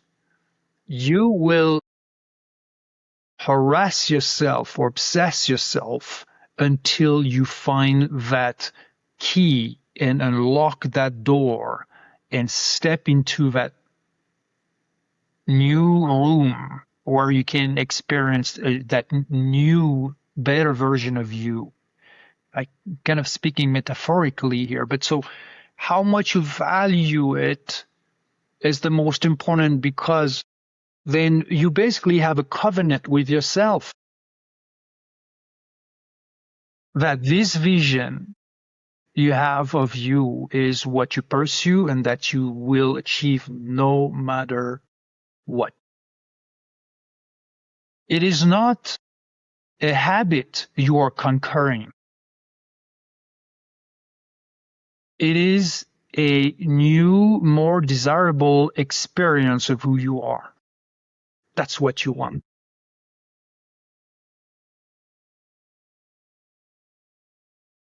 Commit to that vision of you that is a future you, and yet it already is the version you have chosen to be and to experience. You're not going to let go of that expectation until the outcome is experienced. Now that's where willpower will come from. Because now you are plugging your willpower into the real source of power, which is very strong, very healthy desire. Yeah. And I know how much crap is being taught or said about desire by Eastern philosophy, and I call it bullshit. Because desire is the most important process in life. If you don't have any desire, what are you, a plant in a pot? What it is, the right amount of sunshine and the right amount of nutrients and the right amount of water, and you have no other agenda but to wait. I'm telling you that even a green plant in a pot has the desire to be healthy and to stay alive, to proliferate and to thrive. So someone who doesn't have desire is a highly depressed person. Yeah, well said. And maybe a suicidal person. Person who has said, you know what, there's no interest for me. There's nothing in this weird thing called life for me. I'm not interested any longer in nothing, not in meeting new people. This is nothing. Who will, unfortunately, some people are trapped in that mindset, in that condition of the psyche. It's terrible. It's terrible for themselves and it's terrible for the people who are around them, because this is not a meaningful way to live life. Life is a beautiful opportunity to thrive, a beautiful opportunity to learn. And yes, there's going to be difficulties, and yes, suffering will be part of it. But nonetheless, it's worthy. Nonetheless, it's desirable. Nonetheless, we are in it. We're in the game. So we'd better do the best we can with it, about it. So therefore, desire is what? Desire is inviting an outcome. For what? And what is the outcome? The outcome is you. The outcome is a specific way to experience that experience that you are. That's why we want things. Why do you want to quit? Oh, I want to quit smoking. Oh, I want to eat healthy. Oh, I want to regulate and learn that nervous system regulation. I want to meditate. I want to do breath work. What is it that you want exactly? Oh, you want the experience that comes from it. You want to have that experience? Yeah. You want to be that experience in the moment. You want to be the experience of a slimmer person, of a stronger person, of a more capable person, maybe of the richer person, maybe of the kinder person, maybe of a more spiritual person. You want to be the experience of the calm mind, of the happy heart, of the clear soul. Those are the experiences that you want not to have, but to be. And this is why you're plotting with yourself and life and the world, because you have a desire to invite those outcomes. And those outcomes are that diversity of desirable experiences, because that's what you call life. And that's what it is about. It's not about the new car. It's about how you feel when you drive a new car in the neighborhood. It's not about, in fact, the game that you catch. It's about like, I achieve this, and I am feeding me and my family and my pets, and it's real and it's raw and it's authentic, and it's the experience. It's how you feel. All right. So back to desires. We have desires. Desires are good. Healthy desires are healthy. Good desires are. And so that's what we pursue. That's why we do everything we do. So back to the training of the breath holding. Why would I want to torture myself, depriving myself from oxygen and for minutes at a time? Because just in case, probably most people in your audience don't know, I've broken the U.S. national record for breath holding with the CMAS organization 3 times.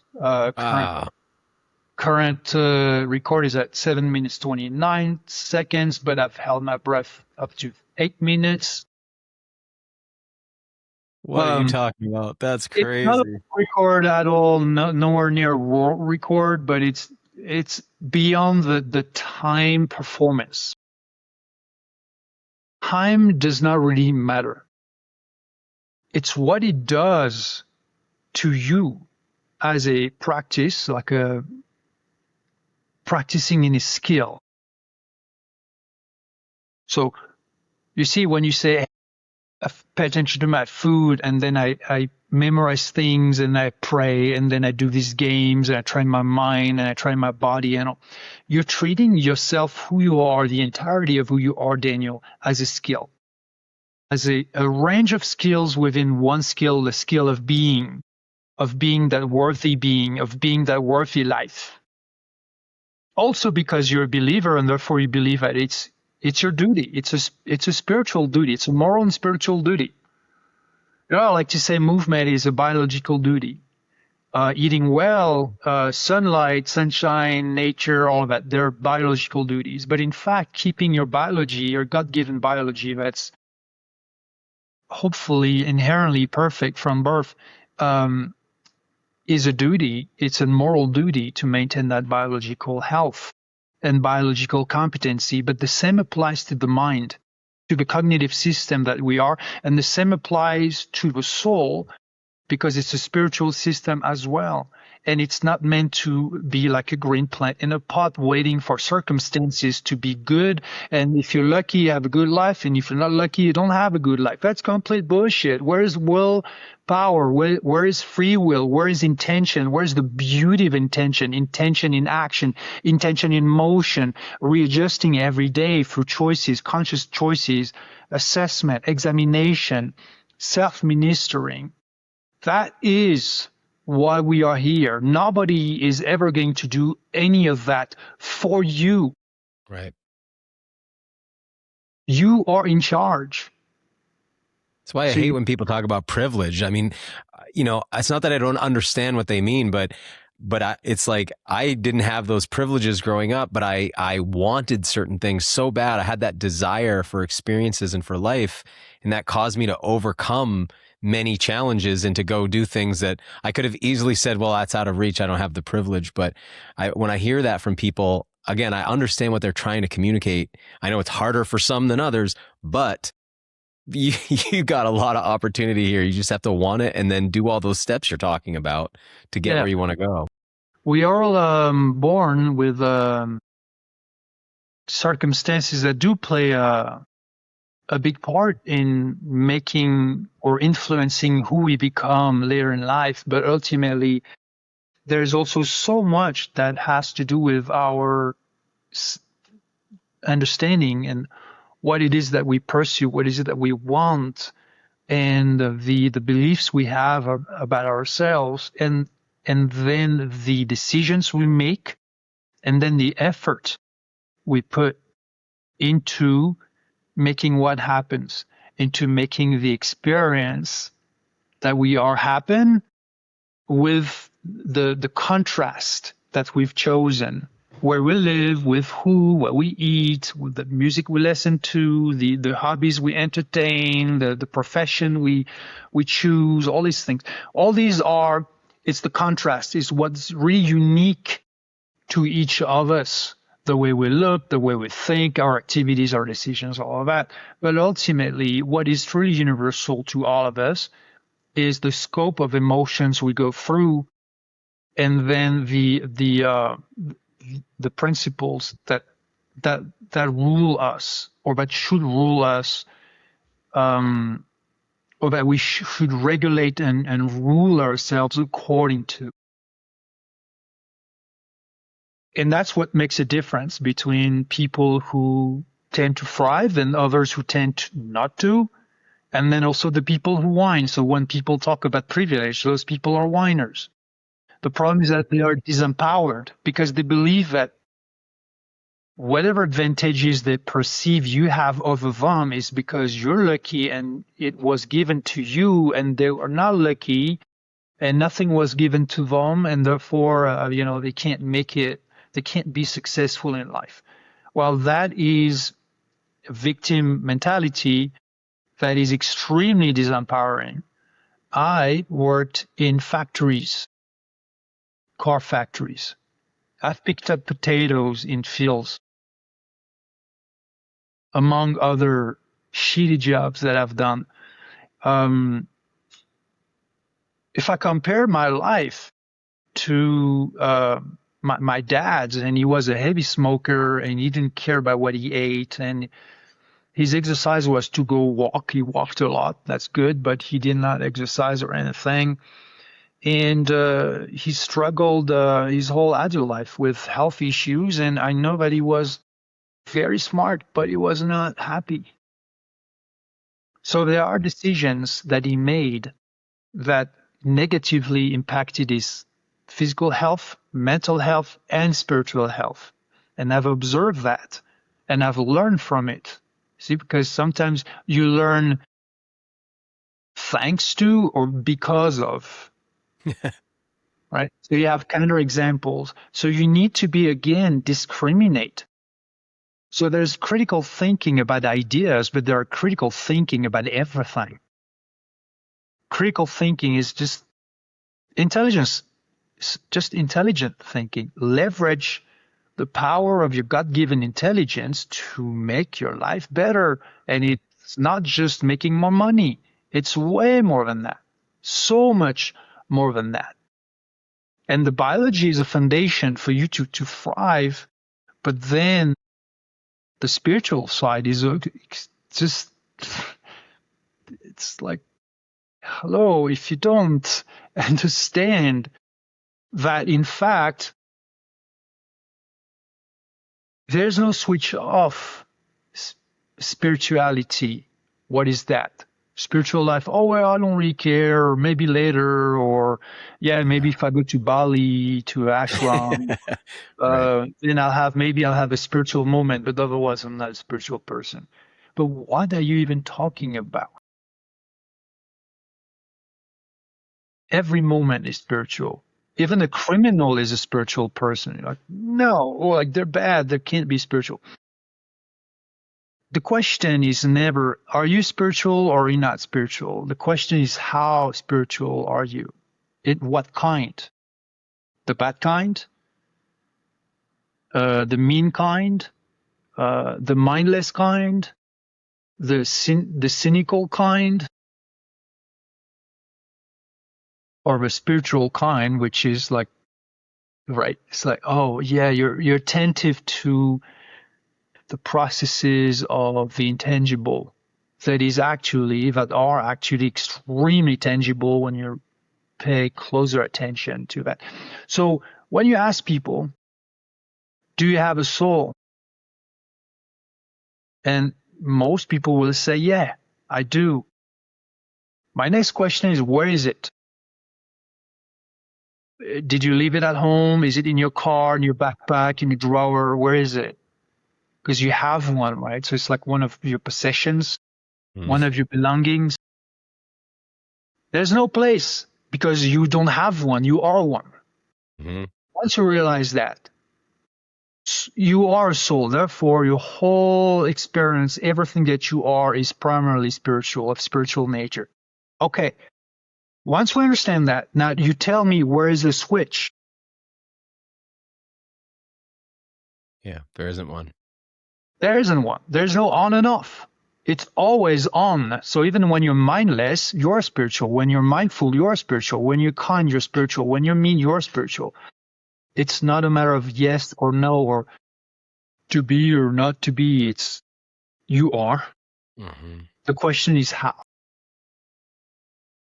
And therefore, how do you operate that spiritual energy that you are? And so that is way beyond just considering, is a ketogenic diet good for you or not? You should do peptides or not, and what peptides, right? Think of peptides for the soul. What is it? Prayer, uh, gratefulness, good deeds, all of that. Those will make you thrive in a way that peptides will never make you thrive. Mm-hmm. Right? Yeah. Because those are priorities. This like top of the pyramid. The rest is below. All right. So hierarchy. There's always a hierarchy. There's always like uh, values, and what's higher and what's lower. It's real. Those are real considerations. All right. So I don't even know where we really were going and what was Well, the I was origin. asking about, I guess what I wanted, you're stimulating kind of a new question. Okay, so as we become more aware that we're spiritual beings and that every experience is a spiritual experience, then in the same way that when I realize I have a physical body, there's things I want to do for the health of that body. If I'm an emotional being, if I'm a intellectual being, if I'm a sexual being, then all of those things have inputs and outputs that are important.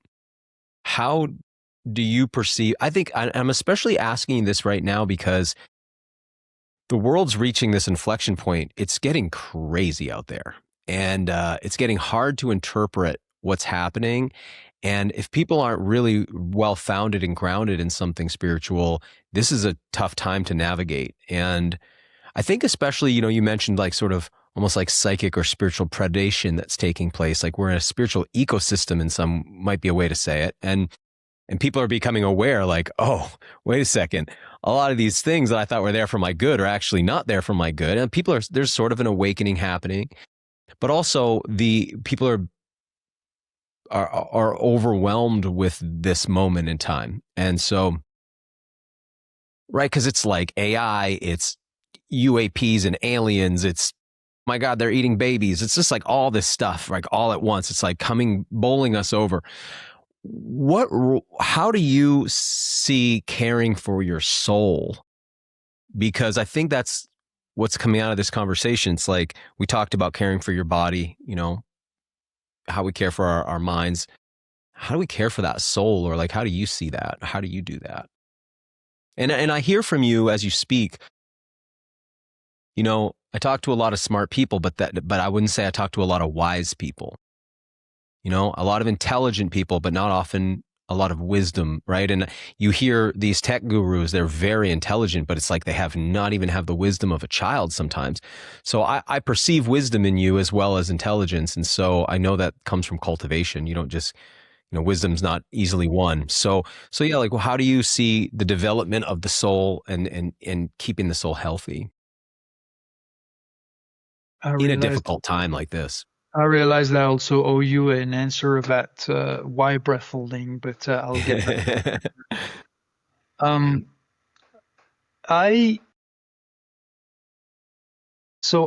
a believer. I'm a non-religious believer. I believe in God.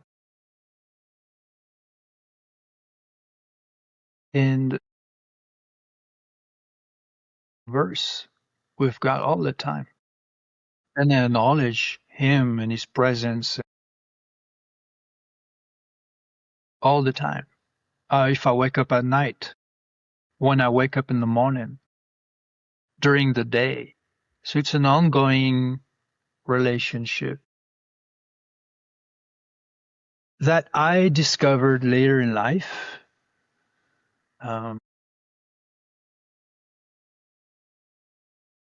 Are today's time more preoccupying than in the past? Maybe, maybe not. Maybe in a different way, in a specific way. Let's imagine you would be alive during World War One or World War Two,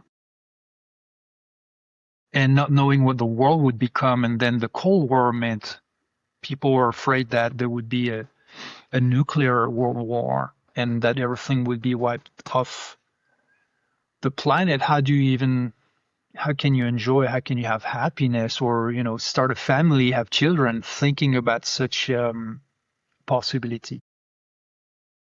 So is it different today? Not really, but it is in the sense that the technologies are placing devices in our hands and in front of our eyes, and basically are flooding our minds. Not everybody, but most people, a lot. And there is a discovery for most people about some of the horrific systems out there and groups and what they're doing, and it's been revealed publicly. I've been a conspiracy theorist almost my whole life because I was reading books about it, the few that one could find Right. back in the days. Yeah. Talking about, I was 20 years old. I'm pushing 55. So that's more than 3 decades ago that I already knew about a lot of that. I was literally going to movies in my 20s, especially science fiction movies like Total Recall and with Schwarzenegger and all the whatever movies like that, always thinking, oh, they are preparing us for what they are preparing, the way they are designing the world to be for us. Oh, they want to wipe our memory. Oh, they want us to have a chip in the brain and all these things. When COVID happened, that's when people started to question. And that's when things started to unravel. And then the people who started to be more vocal about these realities were ostracized. I was part of them. And now you have people who do entire business just out of, being conspiracy theorists. They make a lot of money out of it. Good for them. But yeah, the world is very wicked. Yeah. Okay. So you must spiritually shield yourself. So what you do is that you read the Bible, you pray, you learn scriptures. Either you understand that this is real or you don't. And if you don't, well, good luck. It's that simple. So there's that. And then I believe in grace. So I believe in in the world of psychology, you have terms such as self-induced mood induction, self-induced moods. Basically, you can choose what your mood is. Instead of thinking, oh no, that person told me that, and I'm pissed. Oh, that's going to happen. Now I'm anxious. I have no control over my feelings. Control. It's like I'm like driftwood on an ocean of emotion. Sometimes there's no wind, sometimes there's a storm, and depending on that, I'm drifting in the currents, and I have no control on my inner state. I believe in grace, and therefore I'm what actually breath-holding practice has taught me is exactly that.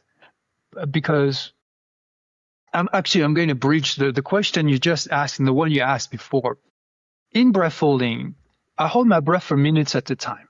So you can imagine the level of stress that I have to handle, because physiologically it's horrendous. Anybody who's tried knows how difficult it is. And yet I can meditate through those states.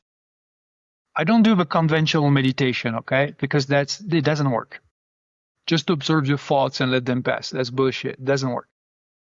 That's not the meditation I do. My meditation, what I call meditation, is extremely clear intention and impeccable attention. To what? To the experience that I want to experience. Therefore, to the experience that I want to be in the moment. What is this physiological stress going to do? Physiology becomes neurological. Neurology is the cerebral part of physiology, basically. It's the physiology of a brain. It's still biological. And then the higher level of hierarchy is the mind, the conscious mind, and what the mind wants and what it believes and what it establishes. So stress is going to make me what? It's the perception of threat. The body knows, dude, if you don't stop this madness right now, we're all going to die in here, okay? We're running out of oxygen. We've calculated you have, 3 minutes left, and after that, boom, done.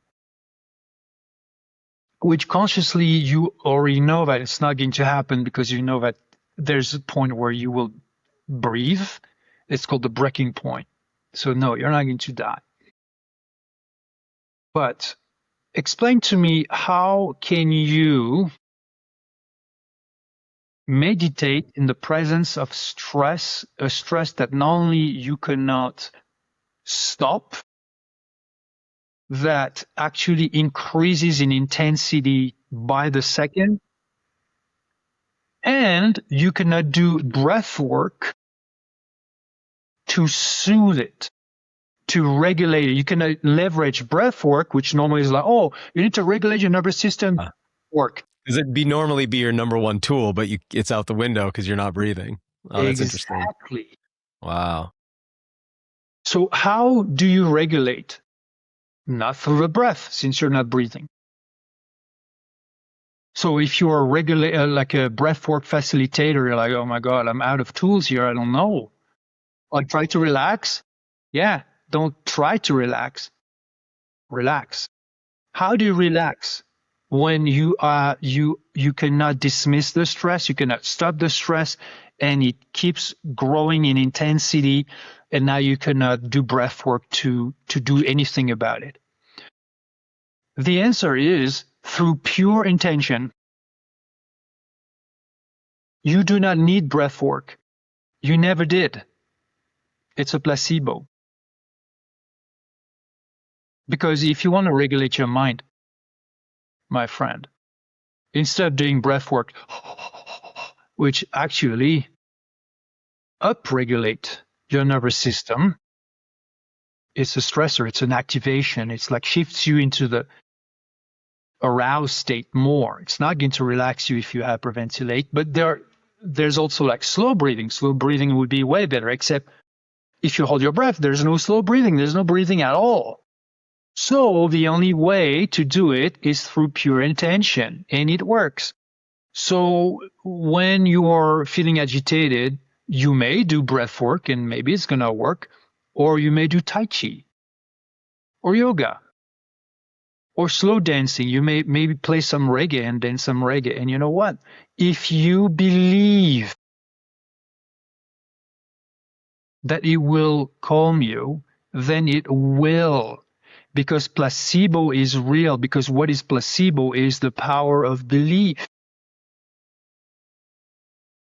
So when I experience impatience, and you will see how this, Daniel, is completely spiritual in the end. Because we may talk about psychology or neurology or philosophy.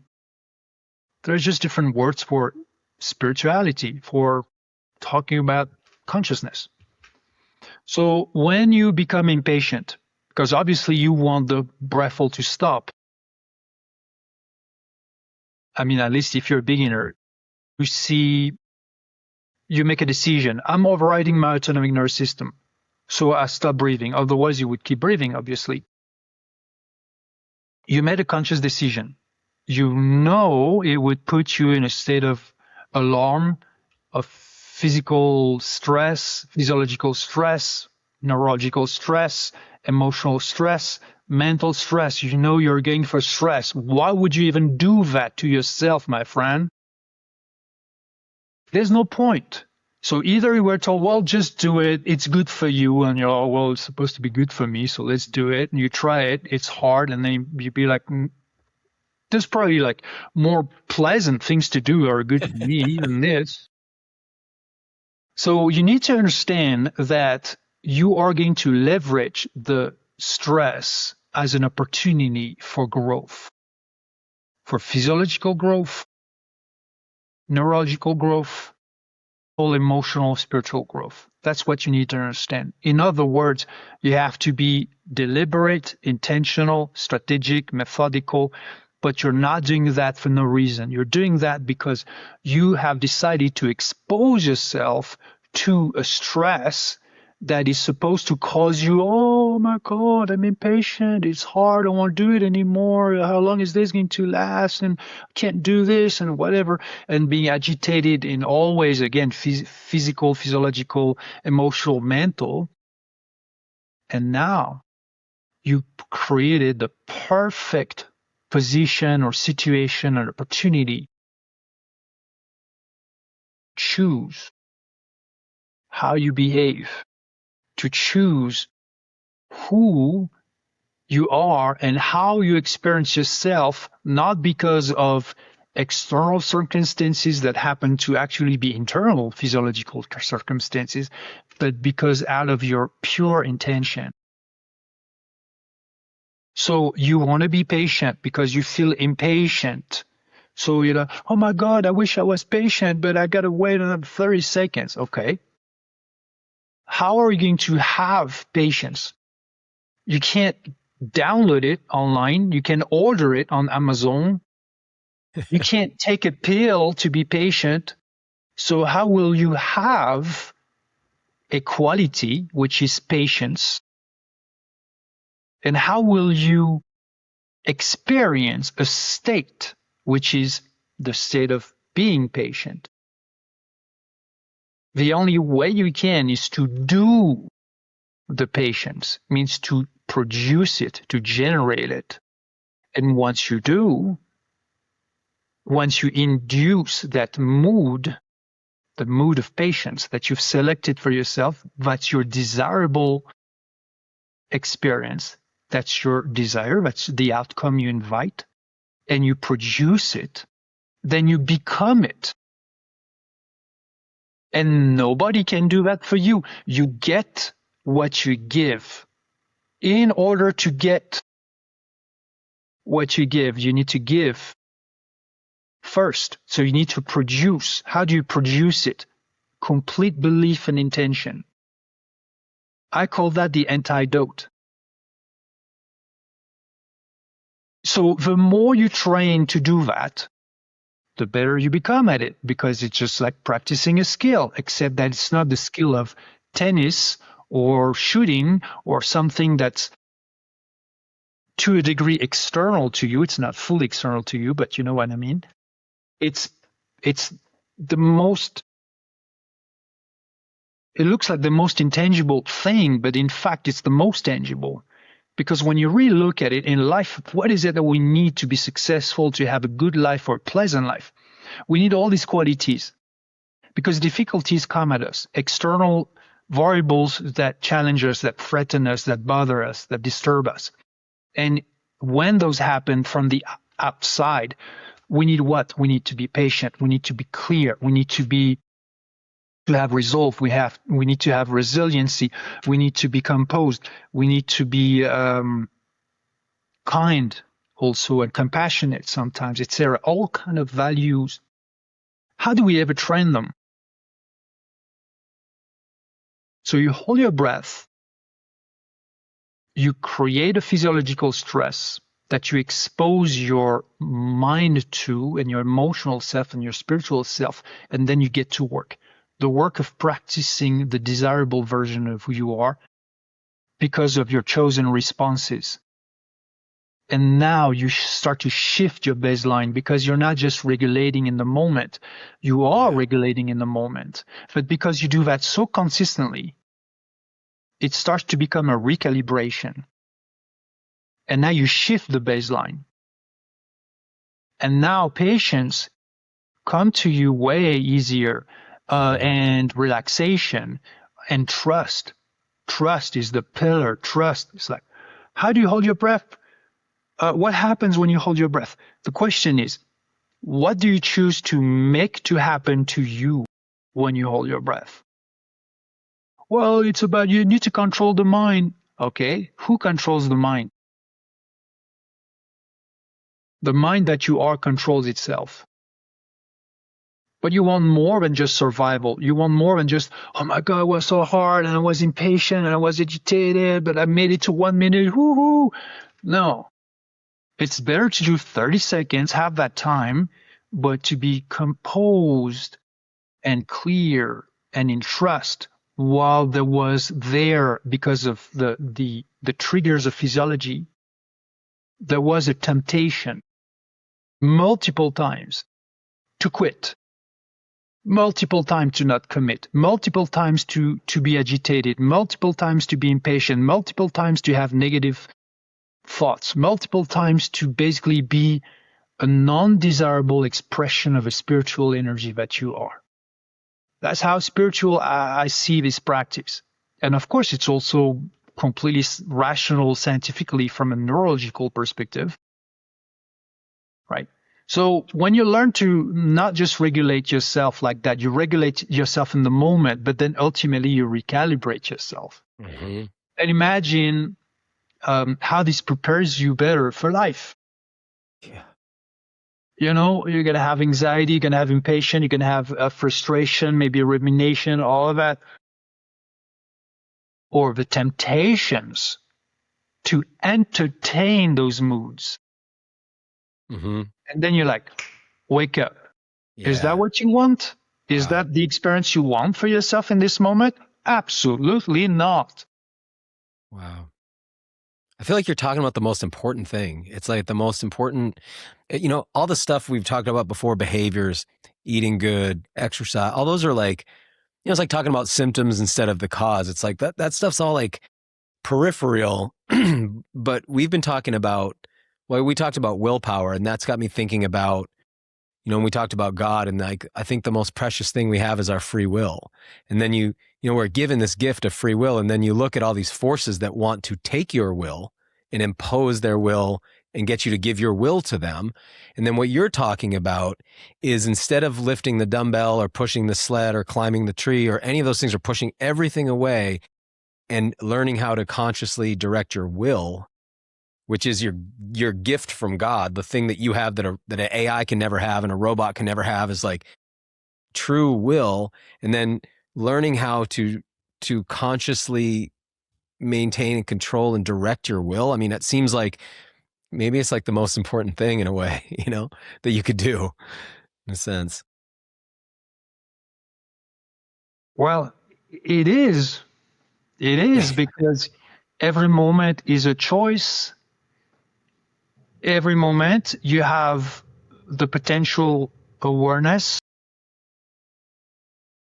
to shape the experience that you are in every moment the way you want to experience it. So if you feel depressed, you can realize, oh, I'm depressed. I'm just giving an example, and be like, why would that be? What makes me believe that this experience has to be my experience in this moment? And you wake up and be like, push that like a fog on the side, Yeah.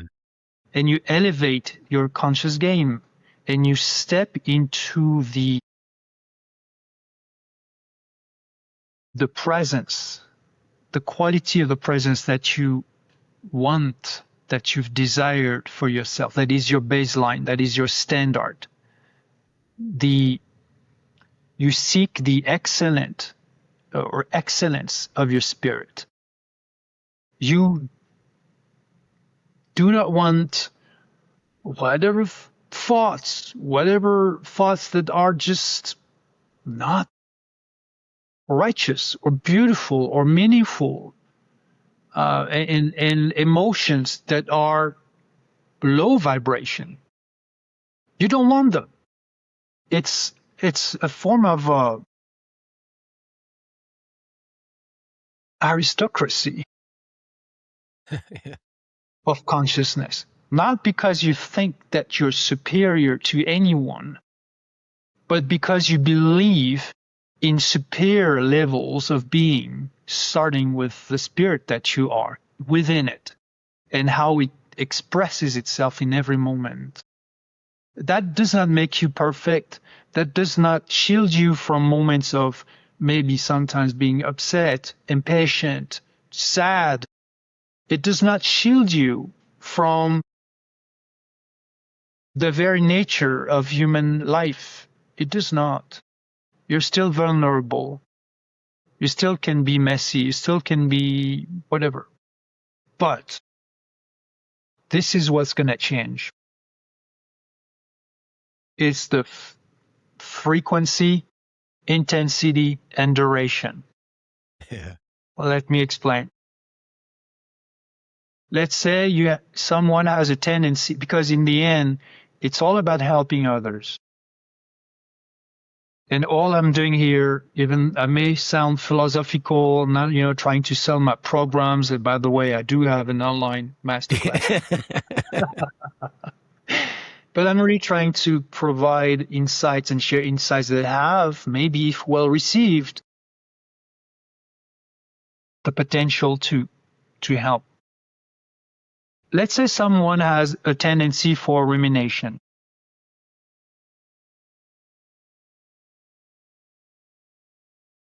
They're going to find ways to justify why they love to ruminate. Yeah, but it's because of that happened in my past, or this happened at work, so now I'm going to ruminate. Oh, yeah, I should have said this. That person said that. Rumination. Is it a pleasant feeling? No. And if you do that hours a day, every day, it's not the most pleasant way to experience life, right? Mm-hmm. Okay. And you're building your rumination. Everybody will agree with that. If you are depressed, same thing. If you are always upset, same thing. Okay, we all can agree that those emotions, their feelings, their emotions, their states of the mind, it's very emotional. So it has to do with the nervous system. So basically, it makes us feel like shit. Period. And that's a fact. Nobody really wants that. But some people have a tendency of entertaining that very frequently. Why? Because they are trained. They don't know they're trained for it, but they've been doing that for so many years that now their nervous system is trained to be very good at it. So now it's also an addiction. They need it. They need it. Their nervous system needs it to feel itself. If the rumination, because I gave that example, was to go away, all of a sudden it would feel like they're a different person. And then they would enter the threatening territory of unfamiliarity. Oh, I'm a new version of myself that does not ruminate. This is weird. I don't like it. Let's go back to rumination. Program. So first off, the person needs to become aware of that about themselves. Oh, that's a pattern. It comes back all the time. Why? The question is probably not why. The question is, maybe you can understand why, but is it desirable or not? Do you want change or not? Yes? Okay. Well, then some work is going to be needed. First, you need to become metacognitively aware. Metacognition, the ability to look at yourself as if you were a different person on the other side of the room watching you and be like, oh, that person is doing that. Like being able to read your own mind and watching it, witnessing it, and be like, mm-hmm.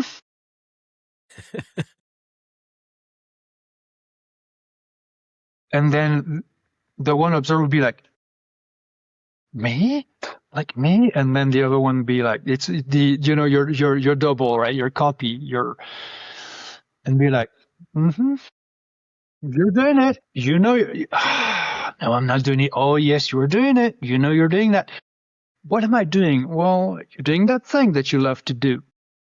You're entertaining that behavior that is part of you believe you are. Currently, you believe that you're a person who's supposed to ruminate all the time. And then not only that, but to believe that there's nothing you can do about it. That's also part of your little tricks you play on yourself so that you don't have to attempt any change. There's nothing I can do about it. Okay, well then self-fulfilling prophecy, brother or sister, you know what? You declare there's nothing you can do about it, therefore you don't do anything about it, therefore it never changes. Self-fulfilling prophecy. Pay attention to your beliefs about yourself because they dictate your experience. So now you decide you're going to change that. First off, you need to become aware. Be like, wait, oh, yeah, I know what I'm doing now. I'm doing this to myself. Nobody's doing that to my brain.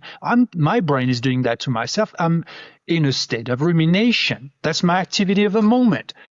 Somehow I think I'm supposed to do that. And then I justify by explaining, yeah, but not me. It's because of that person and that whatever, the world, the politics and stuff. There's always a reason that's not you. How convenient. And how disempowering.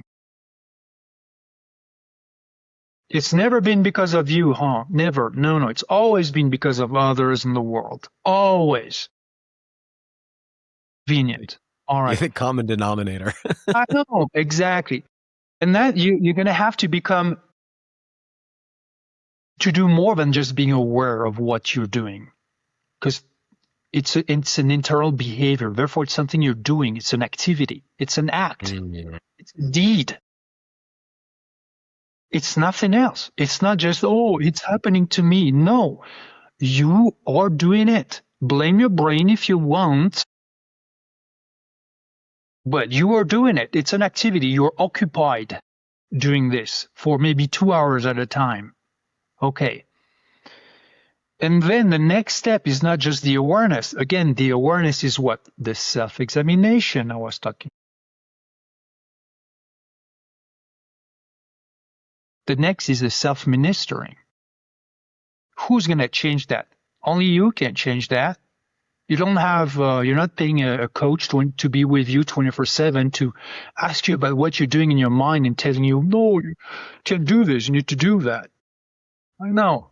All right. So that's the next level.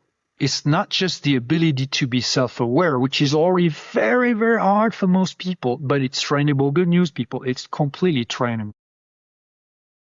The next step is the self-alteration. So metacognitive alteration, metacognitive regulation, basically, or control, or recalibration. Change it, modify it. Oh, but it's too hard. Okay, well, again, if you say it's too hard, then you can't do anything. Do it, even if it's hard. All right. So I was saying, I'm just like anybody else. I have my moments in my own mind, but what happened is that I'm instantly recognizing them and acknowledging them. I instantly acknowledge that I'm stepping out of grace.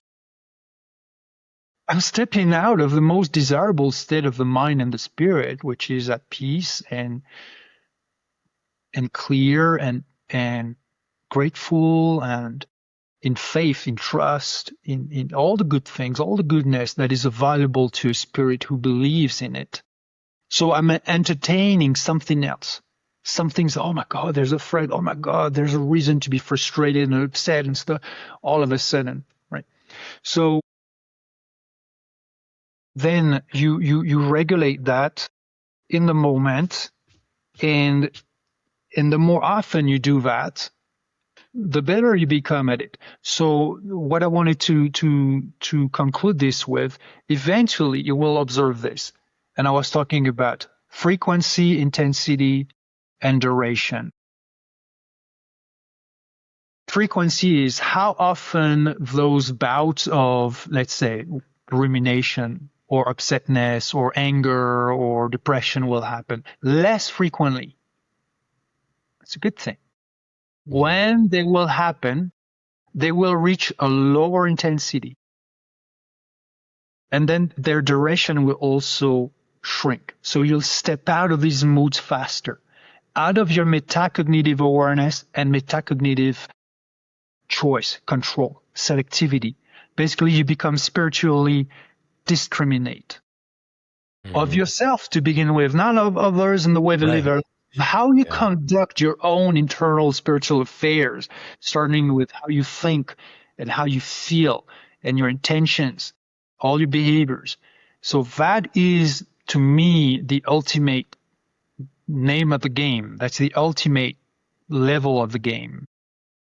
And it's consciousness, and that's where I'm at. And I'm teaching that, but not, let's say I'm teaching breath holding, mindful breath holding, where I help people recalibrate their nervous system by temporarily exposing themselves to a mild level of stress so that they can better train their response to it. So instead of trying to eliminate stress and to find relaxation, you embrace stress as an opportunity to become more clear, more intentional, more resilient,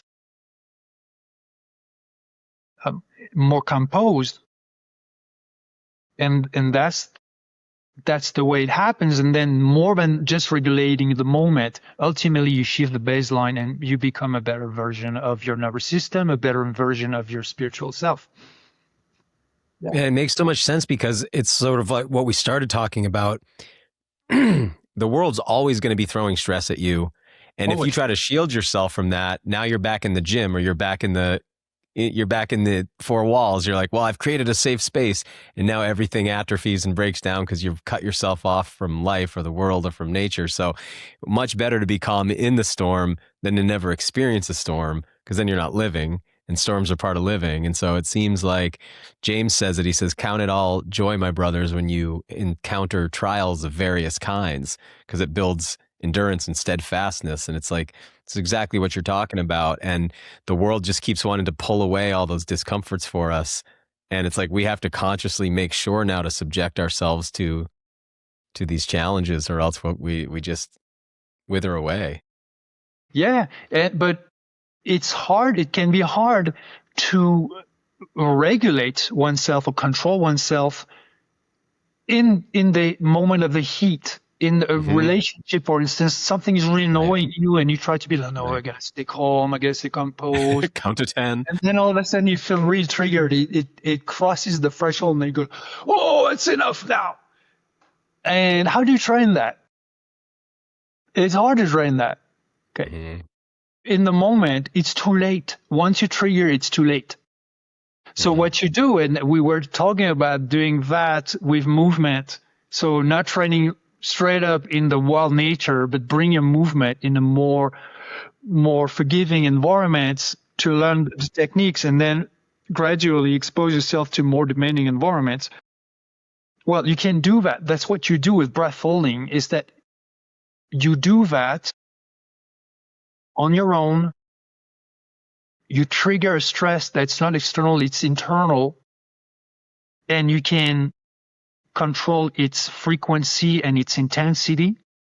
So you can adjust the level of difficulty to where you're at mentally or at the level of nervous system. But eventually, it has to apply to life. That's the point. But at least when you show up to the regular situations of life, especially interaction with others, professional, friendships, love, whatever, your baseline, it's stronger. Your ability to stay composed to maintain trust and clarity despite the physiological noise and the typical triggers that can destabilize your mind. You've trained that, so you're stronger. So you practice upstream, but then you've got to apply to the variables, to the real wild life of consciousness, which is your interaction with the world. Yeah.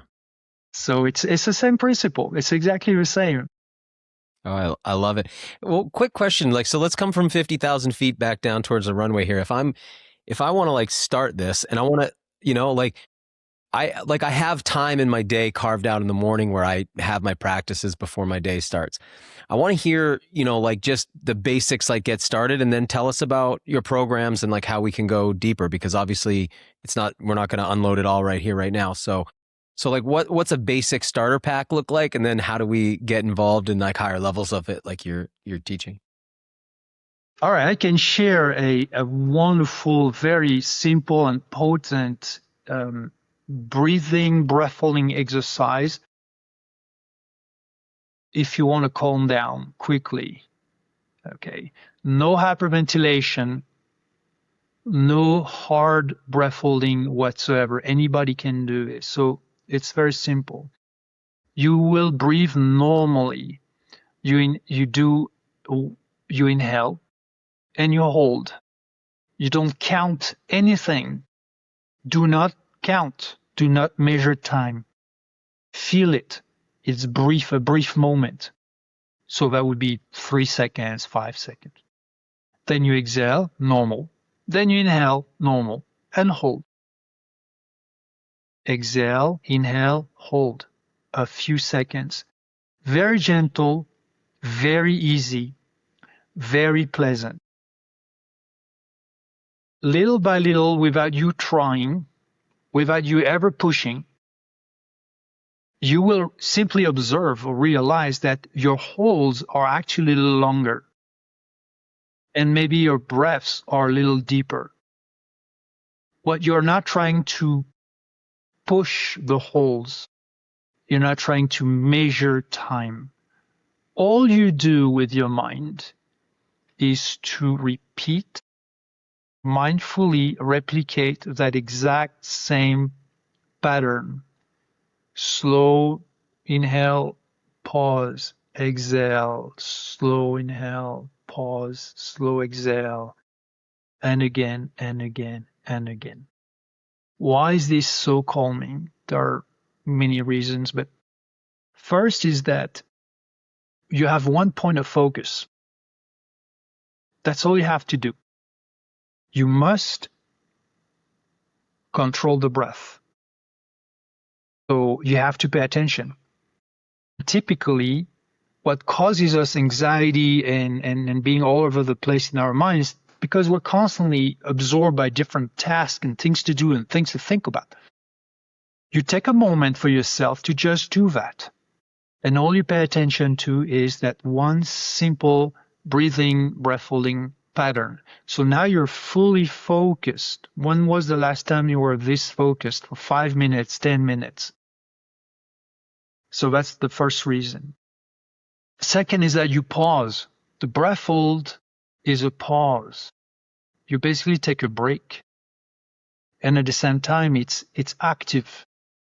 So what happens is that you conserve your CO2, which through the Bohr effect is going to increase your cellular oxygenation. So for people who breathe too fast, all of a sudden their respiratory rate goes down, and easily so, without them struggling to make it happen. That shifts your nervous system towards the relaxation, basically, right?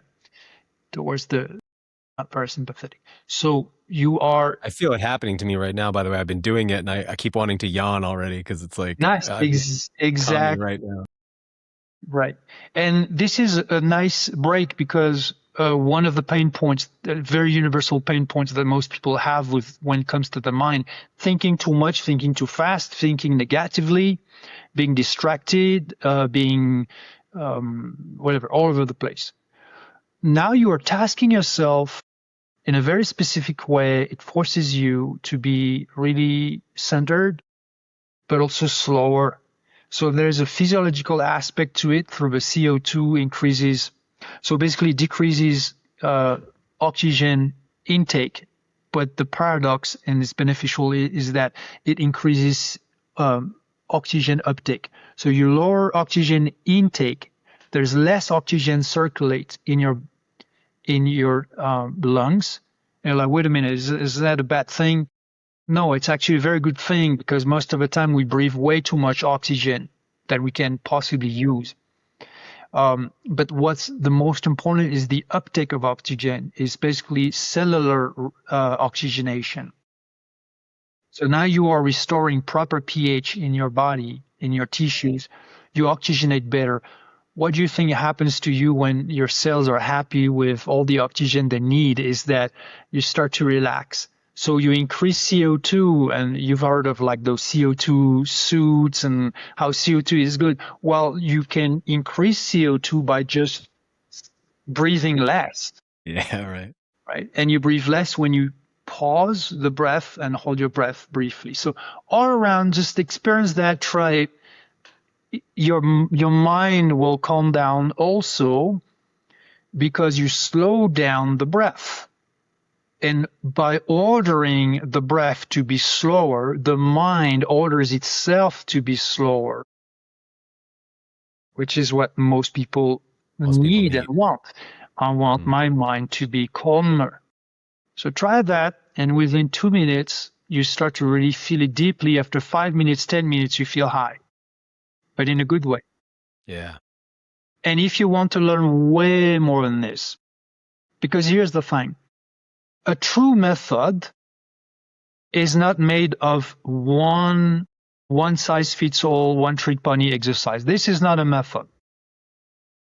A true method is made of a diversity of exercises, not for the sake of the diversity, but for the sake of the learning curve and specific application, and also lectures, so that you understand what it is that you're doing and why you're doing it and why it works and why it matters.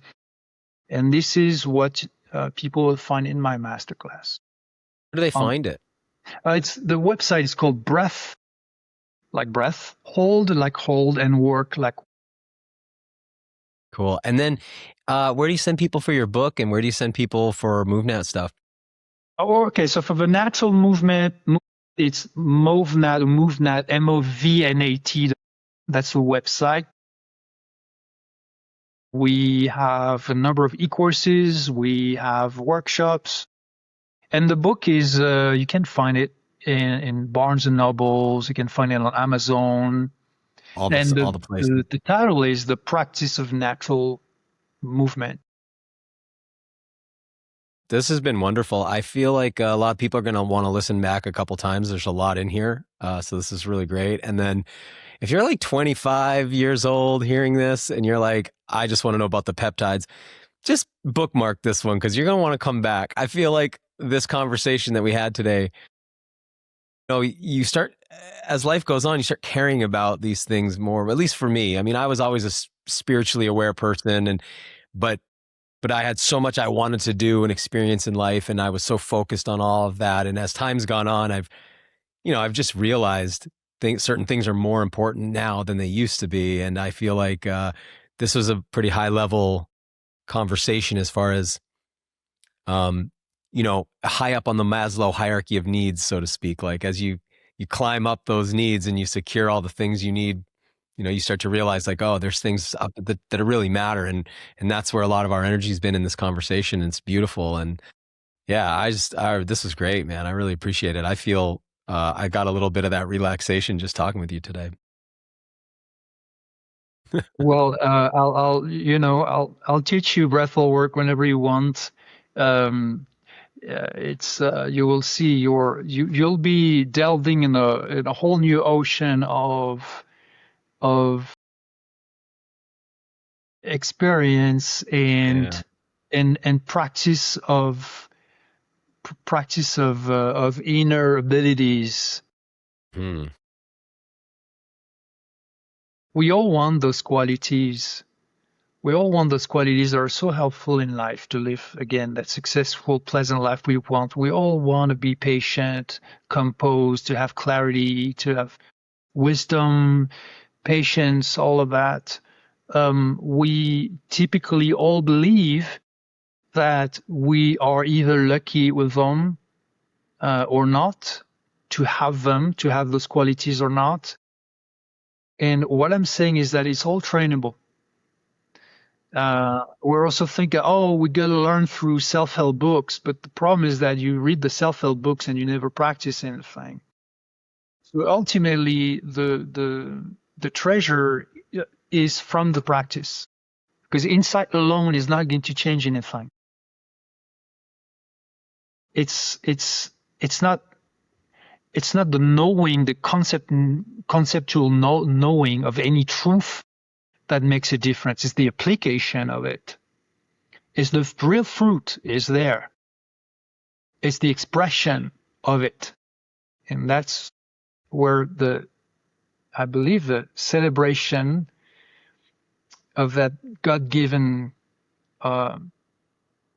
gift that is life is found. It's seriously, truly, every moment is sacred and could be and should be celebrated as such, with love and with gratitude and with awareness. And that is, in the end, it is my practice.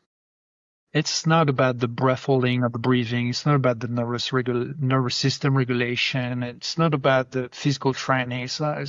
Those are tools.